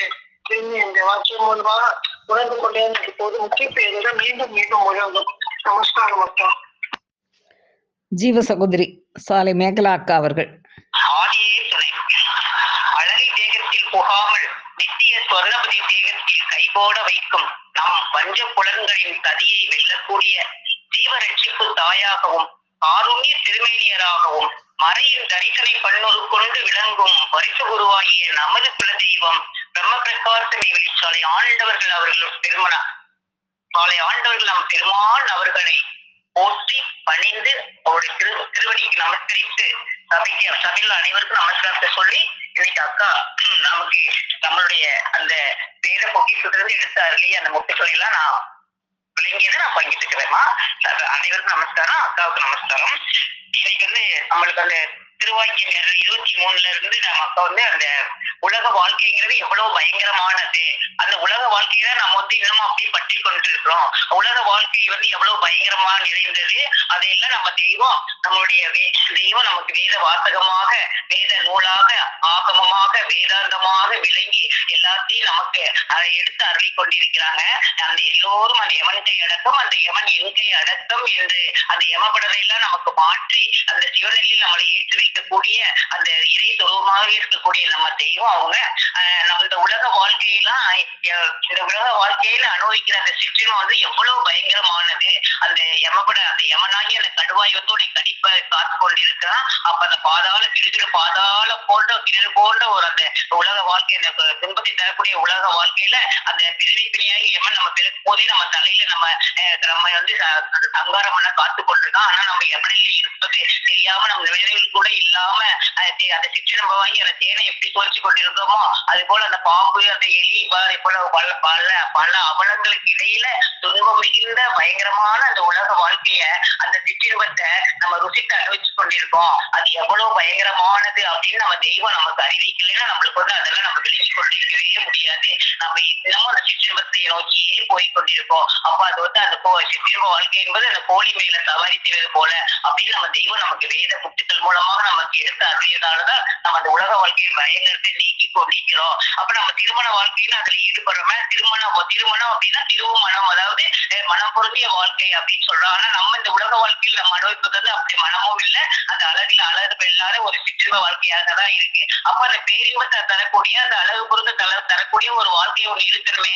அப்ப அதற்காகத்தான் இந்த சிற்றின்பத்திற்கு அந்த பேர். அப்ப அந்த பேரின்ப வாழ்க்கை ஒண்ணு இருக்குது, அதை தேடி அடையணும். அதை அடையிறதுக்காகத்தான் நமக்கு அறிவாகிய மாணிக்கத்தை நம்ம தெய்வம் நம்மளுக்கு அந்த நித்திய நன்மையாகி இதை வந்து நம்ம தலையில நம்மளுக்கு பிறக்கும் போதே நமக்கு பதிப்பிச்சிருக்கிறாங்க. அப்ப அதை வச்சு நம்ம அந்த பேரின்பத்தை அடையக்கூடிய அந்த அந்த வாழ்க்கையை தான் கை போடணும். அதுக்குதான் வேத மாமரைகள்லாம் நம்ம தெய்வம் நம்மளுக்காக அருளி இருக்கிறாங்க. ஒரு சொட்டு சுக்லத்துல வந்து 60 சொட்டு ரோசம் இருக்குது. அப்ப அதை வந்து நம்ம வந்து அந்த நாத சரீரத்திற்கு தான் பயன்படுத்தணும். அதுதான் சிவபோகம். நாம போகம்னு சொல்லி அனுபவிக்கிறதெல்லாம் அது வந்து வீணாக போகக்கூடியதான். ஆனா நம்ம தெய்வத்தின் பிள்ளைகளாகி நம்ம அந்த சிவபோகத்தை கை போடணும். இப்ப அதுதான் நம்மளுடைய கடமையாக இருக்குது. அப்ப நம்ம இந்த உலக வாழ்க்கையில காணக்கூடிய அந்த இன்பம் நம்ம பேரனையும் பயங்கரத்தையும் தரக்கூடியதாக தான் இருக்கும். கவலையான வாழ்க்கையாக தான் இருக்கும். அந்த தேனை தப்பு கொள்வது போல அந்த சிற்றின்ப வாழ்க்கை இனிப்பதாக இருந்தாலும் அதை நம்மளை எல்லாம் அந்த அவலவிலை தள்ளக்கூடிய வாழ்க்கையாக தான் இருக்கும். அப்ப நம்ம இந்த பயங்கரமான வாழ்க்கையை விட்டுவிட்டு அந்த கோடி சூரிய பிரகாச வாழ்க்கையை பெறத்தான் நம்ம தெய்வம் நமக்கு இந்த தூளத்தையும் அந்த அறிவாகிய மாணிக்கத்தையும் நம்மளுக்கு கொடுத்தாங்க. அப்போ அந்த அந்த பேரின்ப வாழ்க்கையை கைப்படணும்னா நம்மளுக்கு ரட்சிப்பு கருத்தை நீட்டக்கூடிய நம்ம தெய்வம் அவங்களுடைய திருக்கரத்தை பிடிச்சு கொள்ளணும். அப்படி அவங்க கரத்தை பிடிச்சு கொண்டாதான் நம்மளை வந்து அந்த பேரின்ப வாழ்க்கைக்கு அழைத்து செல்லக்கூடிய பெருமானாக அந்த செவி உணவு தினமும் அந்த அமிர்தத்தை நமக்கு செவி உணவாக வழங்கி நம்மளை எல்லாம் அந்த பேரின்ப நாட்டிற்கு அழைத்துக் கொள்ளக்கூடிய பெருமானாக நமக்கெல்லாம் கை கொடுத்து காக்கக்கூடிய ரட்சிப்பு கரம் நீட்டி காக்கக்கூடிய பெருமானாக இருக்கிறாங்க. அப்படி இல்லாம அவன் கையை உதறி விட்டு போனா எவ்வளவுதான் அரசனாக இருந்தாலும் அந்த இறுதி நேரத்தில் அந்த சூட்டறிவால் கத்தக்குதிரையில் அந்த சூட்டறிவால் தொண்டையில் அறுத்தேறக்கூடிய நிலை வந்துவிடும். அந்த நரகத்தில் சென்று அந்த அவத்தை அனுபவிக்கூடிய நிலை வந்துவிடும். அதற்கு தெளிவுடைய அந்த கடவுள்தான் காவுன்னு சொல்றது. அப்ப நம்ம அந்த அவத்தையில் நுழையாம அதிலிருந்து தப்பிக்கணும்னா நம்ம தெய்வம் அவங்களுடைய கரத்தை அவங்க ரட்சிப்பு கரமாகி அவங்களுடைய திருக்கரத்தை நம்ம பற்றி கொள்ள வேண்டும். அப்ப நம்ம வந்து இந்த வாழ்க்கை இந்த அவல வாழ்க்கையை எதுக்கு நம்ம கொடுத்துருக்காங்க, இந்த அவல வாழ்க்கையில் நம்ம ஏன் பிறந்தோம் அப்படின்னு சொன்னா அதுல வந்து நம்மளுடைய அந்த ஜென்மத்தோடு செய்த அந்த கர்ம வினையினாலதான் நம்ம உலகத்துல வந்து படைக்கப்பட்டு இருக்கிறோம். அப்ப அப்படி படைத்த அப்படி நம்மளை எல்லாம் படைத்து நம்ம தெய்வம் நம்மளை எல்லாம் தினமும் நம்மளை எல்லாம் பார்த்து அருளி நம்மளை எல்லாம் அந்த வேதத்துல காட்டி இருக்கின்ற அந்த நெறிப்படி நம்மளை எல்லாம் நடக்க வைத்து நம்ம அனைவரையும் அந்த பேரின்ப நாட்டிற்கு அழைத்து செல்வதே எல்லோரும் அந்த இன்பத்தை அடைய வேண்டும் என்பதுதான் நம்மளுடைய தெய்வம் அவங்களுடைய திருவுள்ளமாக இருக்குது. அதுல வந்து நம்ம தெய்வம் நம்மளுடைய ஈசனாகி அது காக்கும் கை கொண்ட பெருமானாக காக்கக்கூடிய பெருமானாக இருக்கின்ற நம்ம தெய்வம் நம்ம அந்த செல்வந்தோறும் செய்த கம்மங்களை தீர்க்க வந்த சன்மார்க்கர் என்னாசான் சத்குருவை யார் மறவேன் அப்படின்னு நம்ம தெய்வத்தை நம்ம தினந்தோறும் மனதில் நினைச்சு அவங்களுடைய திருக்கை அவங்களுடைய திருக்கரத்தை பிடிச்சு கொண்டோம்னா நம்ம தெய்வம் நம்மளை எல்லாம் காக்கக்கூடிய தெய்வமாக இருக்கிறாங்க. அப்ப அவங்களுடைய நம்ம ஈசனுடைய தொழில் வந்து இந்த உலகத்துல நம்ம எப்பயும் முத்தொழில் தான் சொல்லுவோம், படித்தல் காத்தல் அழித்தல். ஆனா நம்ம பெருமான் நம்மளுடைய கலியுக பெருமான் நம்மளை எல்லாம் காக்க வந்த நமது குலதெய்வமாகிய பெருமான் 5 தொழில்களை செய்து நம்மளை எல்லாம் காக்கக்கூடிய பெருமானாக இருக்கிறாங்க. அந்த யமவாதியிலிருந்து நம்மளை காக்கக்கூடிய பெருமானாக இருக்கிறாங்க. அவங்க பிள்ளைகளாக இருக்கக்கூடிய நம்மளை எல்லாம் காக்கக்கூடிய பெருமானாக இருக்கிறாங்க. அப்ப படைத்தல் அப்படின்னா அவங்க ஒரு தனித்தலைமை உதயமாதாகி நம்ம அந்த மின்பண்ணை கதிர்கள் சூரிய தாரகை எல்லாமே படைத்து அந்த 4 வகையோடு 7 வகை தோற்றங்கள் அப்படி ஆகிய அந்த எருவு முதல் யானை வரை உள்ள 82 ஜீவராசிகள் எல்லாம் படைத்து அதற்குரிய அந்த உணவு காரசாரங்களை படைத்து அப்புறம் மனிதனையும் நம்ம தெய்வம் படைத்தாங்க. அவ மனிதனை படைக்கும் போதே தாயின் கருவறையில் அந்த நித்தியம் என்ற கருவில தான் அமைச்சு படைக்கிறாங்க. அந்த நீண்டகால பேரின்ப வாழ்க்கையை பெறக்கூடிய அந்த எவ்வளவுதான் அந்த மரளி கை தீண்டாத தேகத்தை கொடுத்து அந்த சொன்னபடி வாழ்க்கையில வாழணும் அப்படிங்கிறதுக்காக தான் நம்ம தெய்வம் நம்மளை எல்லாம் படைத்து நம்ம அந்த ஆத்ம கடலாகி அந்த கடல் அந்த ஜலத்துல இருந்து மனிதனை படைத்து அவங்க அந்த மனிதனுக்கு வேண்டிய அந்த எண்ணங்களையும் அந்த அதாவது அந்த மனிதனுக்குரிய அந்த அங்கக்குள்ள கருவிகளுக்கு ஏற்றா போல ஒரு கருவிக்காக அதாவது நாவுக்காக உலகில் அனைத்து அண்டங்களையும் நம்ம தெய்வம் படைத்து அந்த படைத்த அந்த நம்மளை எல்லாம் வளர்த்து வரக்கூடிய பெருமானாக இருக்கிறாங்க. அப்புறம் படைத்தல், அப்புறம் காத்தல், அப்புறம் நம்ம தெய்வம் வந்து நம்மள அந்த கருவிலிருந்தே நம்மளை வந்து நம்ம தெய்வம் காத்து கொண்டு வரக்கூடிய பெருமானாக இருக்கிறாங்க. அப்புறம் கருவில இருந்தே நம்மளை தொடர்ந்து காக்கக்கூடிய நம்ம தெய்வம் நம்மளுக்கு அந்த வாழக்கூடிய அந்த வழிவகைகள்லாம் எடுத்துக்கூடிய நெறிமுறைகளை வகுத்து காட்டியிருக்கக்கூடிய அந்த வேதங்கள் எல்லாம் எடுத்து காட்டி நம்மளுக்கு வந்து அந்த பஞ்சாட்சர மேனி படைத்தகுள்ள தெய்வமாக நெஞ்சார கண்டுதல தெய்வமாக நம்ம கூடவே இருந்து நம்மளை எல்லாம் காத்து கொண்டு வருகிறாங்க. அதுவும் அந்த காருண்ய அந்த திருவுள்ளம் நம்மளுக்கு வந்து ஒரு தேல் கொட்டினாலே அந்த உபத்திரத்தினால நம்ம தெய்வ ஒத்துதல் நினைப்பும் மறந்து விடுமே. அந்த கோரமாகிய அந்த யமன் வந்து கூத்தாடுகின்ற அந்த பிரளய நேரத்தில் உனக்கு என்ன எண்ணம் இருக்க போகிறதோ அந்த நேரத்துல அந்த எண்ணத்துல அதனாலதான் உனக்கு அதாவது இந்த அறுபது வருஷத்தை நான் வருஷத்து கொண்டே இருக்கிறோம் அப்படின்னு சொல்லி ஒவ்வொரு நாள் நம்மளுக்கு ஆபத்து ஏற்படுகிற நேரம் எல்லாம் ஆகாக நின்று காக்கக்கூடிய தெய்வமாக நமக்கு இருக்கிறாங்க. அப்போ எந்தெந்த வயதுல எதை கொடுத்தா நமக்கு சரியா நம்மளுக்கு அதை நம்ம எடுத்துக்கொள்வோமோ அப்படின்னு அந்தந்த பருவத்துக்கு ஏற்றாப்புல நமக்கு ஊட்டி நம்மளெல்லாம் காக்கக்கூடிய தெய்வமாக இருக்கிறாங்க. அப்போ அந்த பரமாத்மாவுடைய கடமை நம்ம எல்லாம் ஜீவாத்மாவை நம்மை காக்கக்கூடிய கடமையாக இருக்குது. அப்போ அவங்க வந்து நம்மளை அந்த ஆகாயம் மண்ணீர் அப்படிங்கிற அந்த ஐம்பூதங்களாக அந்த பாக்கியாத்மாவாக இருந்து நம்மை தினமும் காப்பாற்றக்கூடிய பெருமானாக இருக்கிறாங்க. அப்போ பார்க்கும் தீ கொண்ட நம்ம பெருமான் அவங்களுடைய திருவடியை நம்ம தினமும் நினைத்து நினைத்து அவங்க மனம் உருகி வருந்த வேண்டும். அடுத்து காக்கக்கூடிய பெருமான் அதுக்கப்புறம் அழித்தல். எவ்வாறு நம்ம மனிதனை படைத்து எல்லாம் படைத்து அந்த நித்திய அவன் தலையில நித்திய நன்மையை அடையணும் அப்படிங்கிறதுக்காக தீர்க்க திருத்திமார்களையும் அனுப்பி வைக்கிறாங்க. அதையும் கண்டுகொள்ளாம அந்த மனிதர் வந்து அதையும் கவனிக்காம இருக்கிறதுனால அந்த படைத்த பெருமான் வந்து கோபம் கொண்டு அவனை வர்றதுக்காக அந்த தண்ணீர்ல நெருப்ப கலந்து அதையும் உண்டாக்குறாங்க. அதையும் இவன் வந்து திடீர் செல்வம் என்கிறான். இனிமேல் நன்மை தீமை பற்றி எப்படி அவனுக்கு வந்து இனிமேல் அந்த அறிவு வரப்போகிறது, அதனால இந்த திருத்த முடியாத உலகத்தை அழித்து கொளுத்த வேண்டியதான் அப்படிங்கிற முடிவுக்கு வந்துடுறாங்க. அப்படியே நம்மளுடைய தெய்வம் அந்த அதாவது கருணை உள்ள படைத்த நம்ம தெய்வம் அப்படியும் ஒரு நம்மளும் குழந்தைகளை பெற்று வளர்க்கிறோம், அரும்பாடுபட்டு அதை வளர்க்கிறோம். பிறகு அதை கொள்வதற்காக ஒரு கத்தி செய்து வைப்போமா, அது நம்மளுக்கே அந்த காரணியம் என்ன இருக்குது, அந்த காரணியம் என்னமே நம்ம தெய்வத்திலிருந்து வந்தது தானே. அப்ப காரணிய கடலாக இருக்கிற நம்ம தெய்வம் நம்மளை அழிக்கணும்னு நினைப்பாங்களா? அப்போ அவங்க வந்து நம்மளுக்கு அந்த எவனிடமிருந்து தப்பக்கூடிய அந்த பிறவி பிடியிலிருந்து தப்பக்கூடிய அந்த வேத மாமரைகளை எல்லாம் நமக்கு அழித்து அதை அறிவிக்கக்கூடிய தீர்க்கதரிசிமார்களை நம்ம அனுப்பி வைத்து நம்மளை அந்த நித்திய நன்மையை உணர செய்து நம்மளை எல்லாம் அந்த யமன் எல்லையிலிருந்து அந்த யமன் கையை தட்டி விட்டு காக்கக்கூடிய பெருமானாக நம்மளையெல்லாம் அந்த யமன் பாதையிலிருந்து மறைத்து நானே அதாவது அந்த யமன் எல்லை என்னை தவிர உன்னை யாரால் காப்பாற்ற முடியும், அதற்கே சொத்து உன் கையில் என்ன இருக்கிறது, உனக்கு வேண்டியவர்கள் நாம் தான் அப்படிங்கிறதெல்லாம் நம்ம தெய்வம் நமக்கு எல்லாம் அந்த அருள் வருஷத்தின் மூலமாக வேதத்தின் மூலமாக இறக்கி அருளி நம்மை மறைத்து காக்கக்கூடிய பெருமானாக இருக்கிறாங்க. அப்புறம் நம் தெய்வம் அவங்களுடைய திருவடியே சரணம். எல்லாம் எதற்குள் அடக்கமோ கர்ப்பமும் எதற்குள் அடக்கமோ அந்த திருமையை நம்மளை புகழும்படி செய்வதற்காக அவங்க வேத மாமரையில் போட்டு காட்டி அந்த நெறிமுறைகள் அவங்க போட்டி காட்டியிருக்க அந்த நெறிமுறையில நம்ம விரதமாக குட்டி தெரியாம நாம அவங்க போட்ட நெறியில நம்ம நடக்கணும். அந்த நெறியில் நடக்கும் போது ஓதி உணர்ந்து உரைப்படி நட அப்படின்னு சொல்லி நம்ம அவங்களுடைய அந்த சொல்லு கட்டுப்பட்டு அந்த அவங்களுடைய உத்தரவுக்கு கட்டுப்பட்டு அதை நம்ம தலையில் ஏற்றுக்கொண்டு நம்ம அவ்வாறு நடக்கும் போது அவங்களுடைய ஆசீர்வாதத்தை நமக்கு அருளி நம்மளுக்கு அந்த அருள் வர்ஷிப்பை நமக்கு தினமும் அருளிக்கொண்டே இருக்கிறாங்க. இதை தொடர்ந்து அளிக்கும் சஞ்சீவி அப்படிங்கிற மாதிரி அவங்களை தினமும் தொடர்ந்து நம்ம வழிபட்டு அவங்களுடைய திருவடியை எண்ணி அவங்களுடைய உத்தரவு கட்டுப்பட்டு அவங்களுடைய அவங்க கொள்ள நெறிப்படி நடக்கும்போது அவங்களுடைய ஆசீர்வாத கங்கணத்தை நம்ம மீது பதிக்கிறாங்க. இதை தொடர்ந்து யதார்த்த நண்பனத்தவருக்கும் நம்ம ஆசீர்வாதம் உண்டு அப்படின்னு சொல்லி எல்லோரையும் அரவணைத்து காக்கக்கூடிய அவங்களுடைய திரு அருளை காக்கக்கூடிய பெருமானாக இருக்கிறாங்க. அப்போ நாம வந்து இந்த சிற்றின்பத்தையே நினைச்சிட்டு இதுலயே உலக வாழ்க்கையிலேயே இருந்து நம்ம கவலையும் தண்ணீரமாக இல்லாமல் அந்த பேரின்பமாகிய பேரின்ப வாழ்க்கையை தரக்கூடிய நம்ம பெருமான் அவங்க அணுவுக்கு அணுவாய் அண்ட பிரம்மாண்டமாய் நாத பின்னுள்ள நம்மளோட இருக்கிறாங்க. அது நம்மளதான் நம்மகிட்டதான் இருக்காங்க. பேசும் தெய்வமாக இருக்கிறாங்க, கலியுக தெய்வமாக இருக்கிறாக. அவங்க திருத்தரத்தை நாம அப்படின்னு நமக்கு இருக பற்றி கொள்ளணும். நமக்கு உயிர் உடலுமாக இருப்பது நம்முடைய உயிர் உடலுக்கு திரசாக இருப்பது நம்ம தெய்வம் தான். அவங்கதான் நமக்கு பிரதானமானவங்க அப்படின்னு சொல்லி அவங்களுடைய திருத்தரத்தை நம்ம பிடித்துக் கொண்டு அவங்களுடைய அருள் வருஷப்பை அவங்களுடைய அருளமுதை தினமும் பருகி அவங்களுடைய திருவடியை வணங்கி தொழ வேண்டும் அப்படிங்கிறத விளங்கி கொண்டேமா. நமஸ்காரமா.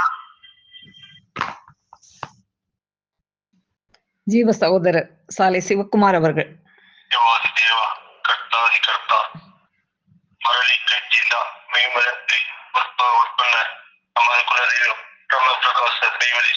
ஆழ்ந்தவர்கள் பொற்பாதம் போற்றி பணிந்து அக்கயின்று உயர்ந்து கொண்ட வேத வசனங்கள் மூலியமா நான் தெரிந்து கொண்டதை பகிர்ந்து கொள்றதா.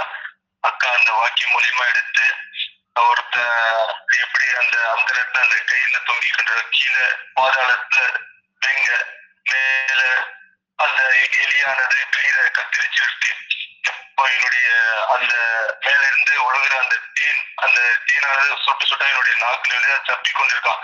அப்போ இவங்களுடைய தீட்டம் எல்லாம் உலக தீட்டமா இருக்குது. அப்போ இன்னொரு நிலை, அந்த மேல்நிலை, ஒரு மேல்நிலை, அந்த இன்னொரு வாழ்க்கைக்கான அந்த இதை தேடாத இருக்காங்க மக்கள். அப்போ நம் தெய்வமார்கள் இது இல்ல என்னோட வாழ்க்கை, இன்னொரு வாழ்க்கையானது அக்கா இப்போ குறிப்பிட்டு காட்டினாங்க. என்ன குறிப்பிட்டு காட்டினாங்கன்னா, எப்படி ஒரு ஒரு பெண்ணானது ஒரு வீட்டுல வாழறது, ஆனா இன்னொரு ஒரு ராஜகுமாரன் இந்த மாதிரி கல்யாணம் முடிச்ச பிறகு அது மறுபடியும் இன்னொரு வீட்டுக்கு தான் போய் அவன் இன்னொரு வாழ்க்கைதான் வாழணும். அதே போல நம்மளுக்கு இப்ப இருக்கிற இந்த வாழ்க்கையானது இது நிரந்தரம் இல்லை. இதுக்கு அடுத்து ஒரு வாழ்க்கை இருக்குது. அதுதான் இக்கோடி காலத்துக்கும் மகிழ்ச்சியான வாழ்க்கை, பேரின்பம் தரக்கூடிய வாழ்க்கை.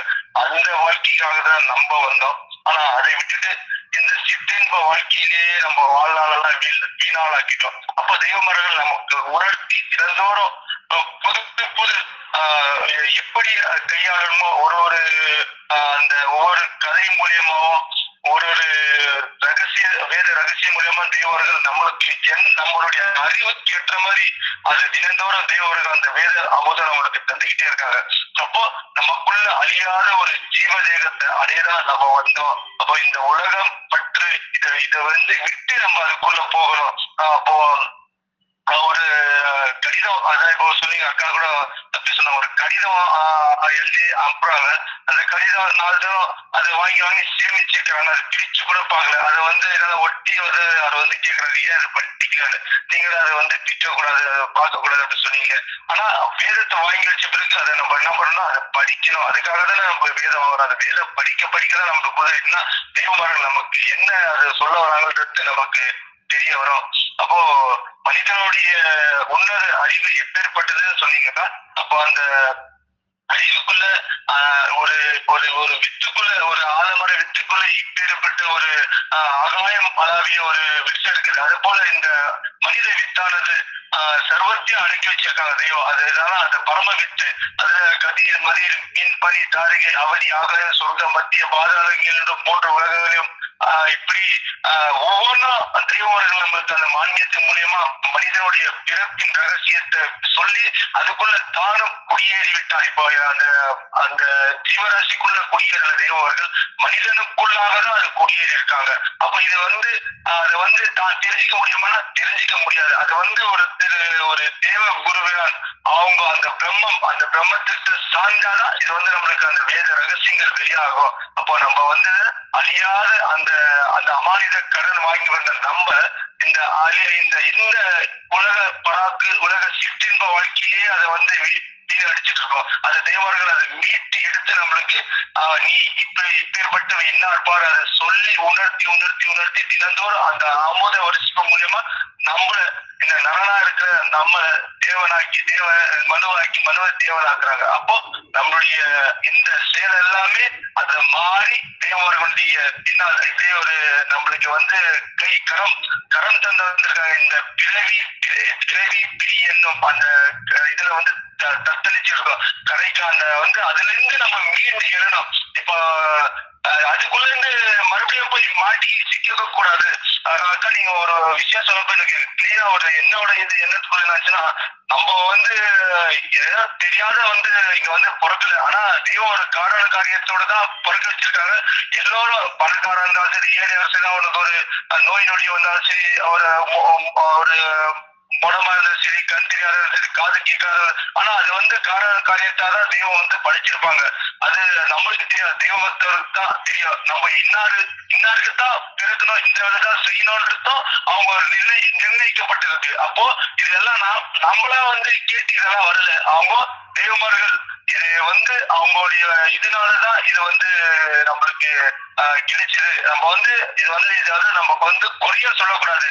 அப்போ இது அவங்க தெய்வம் இன்னாருக்குத்தான் நீ பிறந்தவரை, இந்த வேலைதான் நீ செய்தவரோன்றது அது தீர்ப்பா இருக்குது. அப்போ இதுல இருந்து நம்ம தப்பிக்கணும்னா அந்த பிறவியிலும் அந்த இதுல இருந்து கடல்ல இருந்து நம்ம அப்படின்னா தேவமுருகனை பின்பற்றி அவங்களுடைய பின்னாடி அந்த கரத்தை பிடிக்கணும். அப்போ அந்த கரம் யாரா தேவமுருகன் கரமா தான் இருக்கு.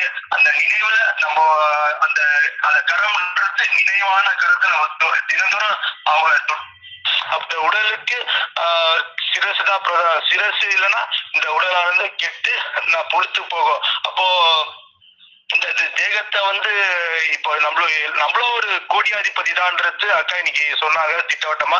நம்ம அங்கக்குலங்களும் எத்தனையோ இருக்குது, ஆனா அதுவும் விலை மதிக்க முடியாத அங்கக்குலங்களா இருக்குது. மத்தவங்க நம்ம பார்த்து மத்தவங்களை பாக்குறப்போ அவங்க அப்படி இருக்காங்க இப்படி இருக்காங்க, நம்ம அந்த சிந்தனையோட இருக்கக்கூடாது. நமக்கு கோடியாதிபதியை தான் அந்த தெய்வம் ஒவ்வொருத்தரையும் கோடீஸ்வரங்களை தான் ஆக்கி வச்சிருக்காங்க. அது நம்மளுக்கு இப்போ தேவர் ஒவ்வொன்றும் நம்மளுக்கு எடுத்து நம்மளுக்கு அந்த வேத வர்ஷிப்பு வீச பிறகுதான் தெரியுது. அப்போ நம்ம யாருக்கும் ஏழை இல்ல. அறிவை அறியாதவனை ஏழை, அறிவை அறிந்தவர்கள் பணக்கார கோடீஸ்வரர்ன்றாங்க. அப்போ நம்ம எல்லாம் அறிவு அறிந்த மக்கள், நம்ம எல்லாம் கோடீஸ்வரர்கள் தான். அப்போ நம்ம வந்து ஏழைன்ற அந்த இதுவே இருக்கக்கூடாது. அப்போ நம்மளுடைய தேகத்தில் இருக்கிற அங்க குலங்களும் என்ன வல்லபத்தோட படைச்சிருக்காங்க அதை வந்து நம்ம உணர்ந்துதான் நம்ம போனமா இருக்குது. அப்போ தெய்வத்தோட எண்ணம் என்ன இருக்குன்னா அவங்களுடைய நினைவுக்குள்ள நம்ம ஆகிடணும். அப்போ நம்மளுடைய செயல் எப்படின்னா தினந்தோறும் தெய்வத்தை நினைச்சுதான் நம்ம இருக்கணும். அப்போ நம்ம வந்த கடமை என்னன்னா மறுபடியும் இந்த பிறவி வேணாம், இந்த பிறப்பே போதும், இந்த பிறப்பு அறுத்துக்கிட்டு போனோம், இன்னொரு பிறப்பு வேணாம், வந்த வேலை முடிச்சிடுவோம். அந்த மரணம் எப்போ வரும் நமக்கு தெரியாது. அந்த யமன் வர நேரத்துல நம்மளுக்கு தெய்வம் தான், அந்த இறுதி நேரத்துல தெய்வம் தான் நமக்கு துணை. அப்போ நம்ம அந்த நித்திய அழியாத வைரமணி தேகத்தை எடுக்கத்தான் வந்திருக்கோம், அதுக்கு நான் உனக்கு துணை. அப்போ தெய்வம் நம் பெருமானவர்கள் உன்னை பத்தி யாரும் கவலைப்பட மாட்டார்கள் அப்படின்னு நம்மளுக்கு வாக்கிய மூலியமா நம்மளுக்கு வெளியாக்கிருக்காங்க. அப்போ நம்மளுடைய உயிருக்கு நேசர் சொந்தக்காரர் அவர் ஒருவரே, அவர்தான் அவருக்கு கவலைப்பட்டனால தான் இன்னைக்கு இந்த மெய்ஞான நம்மளுடைய தலையில வந்து இனமா கிடைச்சிருக்கு. அப்போ இத வந்து இனமா கிடைச்சதை நம்ம வந்து அதை எப்படி பயன்படுத்திக்கணுமோ அப்படி பயன்படுத்திக்கலாம். இதுக்கு நேரத்தை கொடுத்து உன்னுடைய செவி எங்க இந்த வேத ரகசியங்கள் வெளியாகுதோ அங்க உன்னுடைய செவியை கொடுத்து தெய்வமார்கள் நம்மளுக்கு வெளியாக்கி இருக்காங்க. அப்ப நம்ம செவியை கொடுத்து இந்த வேத ரகசியங்கள் அனைத்தும் உள்வாங்கி தெய்வத்தை பின்தொடர்ந்து இறுதி நேரத்துல அவருடைய விடாப்பிடி அவங்களுடைய கையை பிடிச்சு கொள்வோம் என்ற நம்பிக்கையோட இருக்காக்கா. நன்றி, நமஸ்காரம்க்கா. சபை சிறப்புக்கா. நமஸ்காரம்க்கா.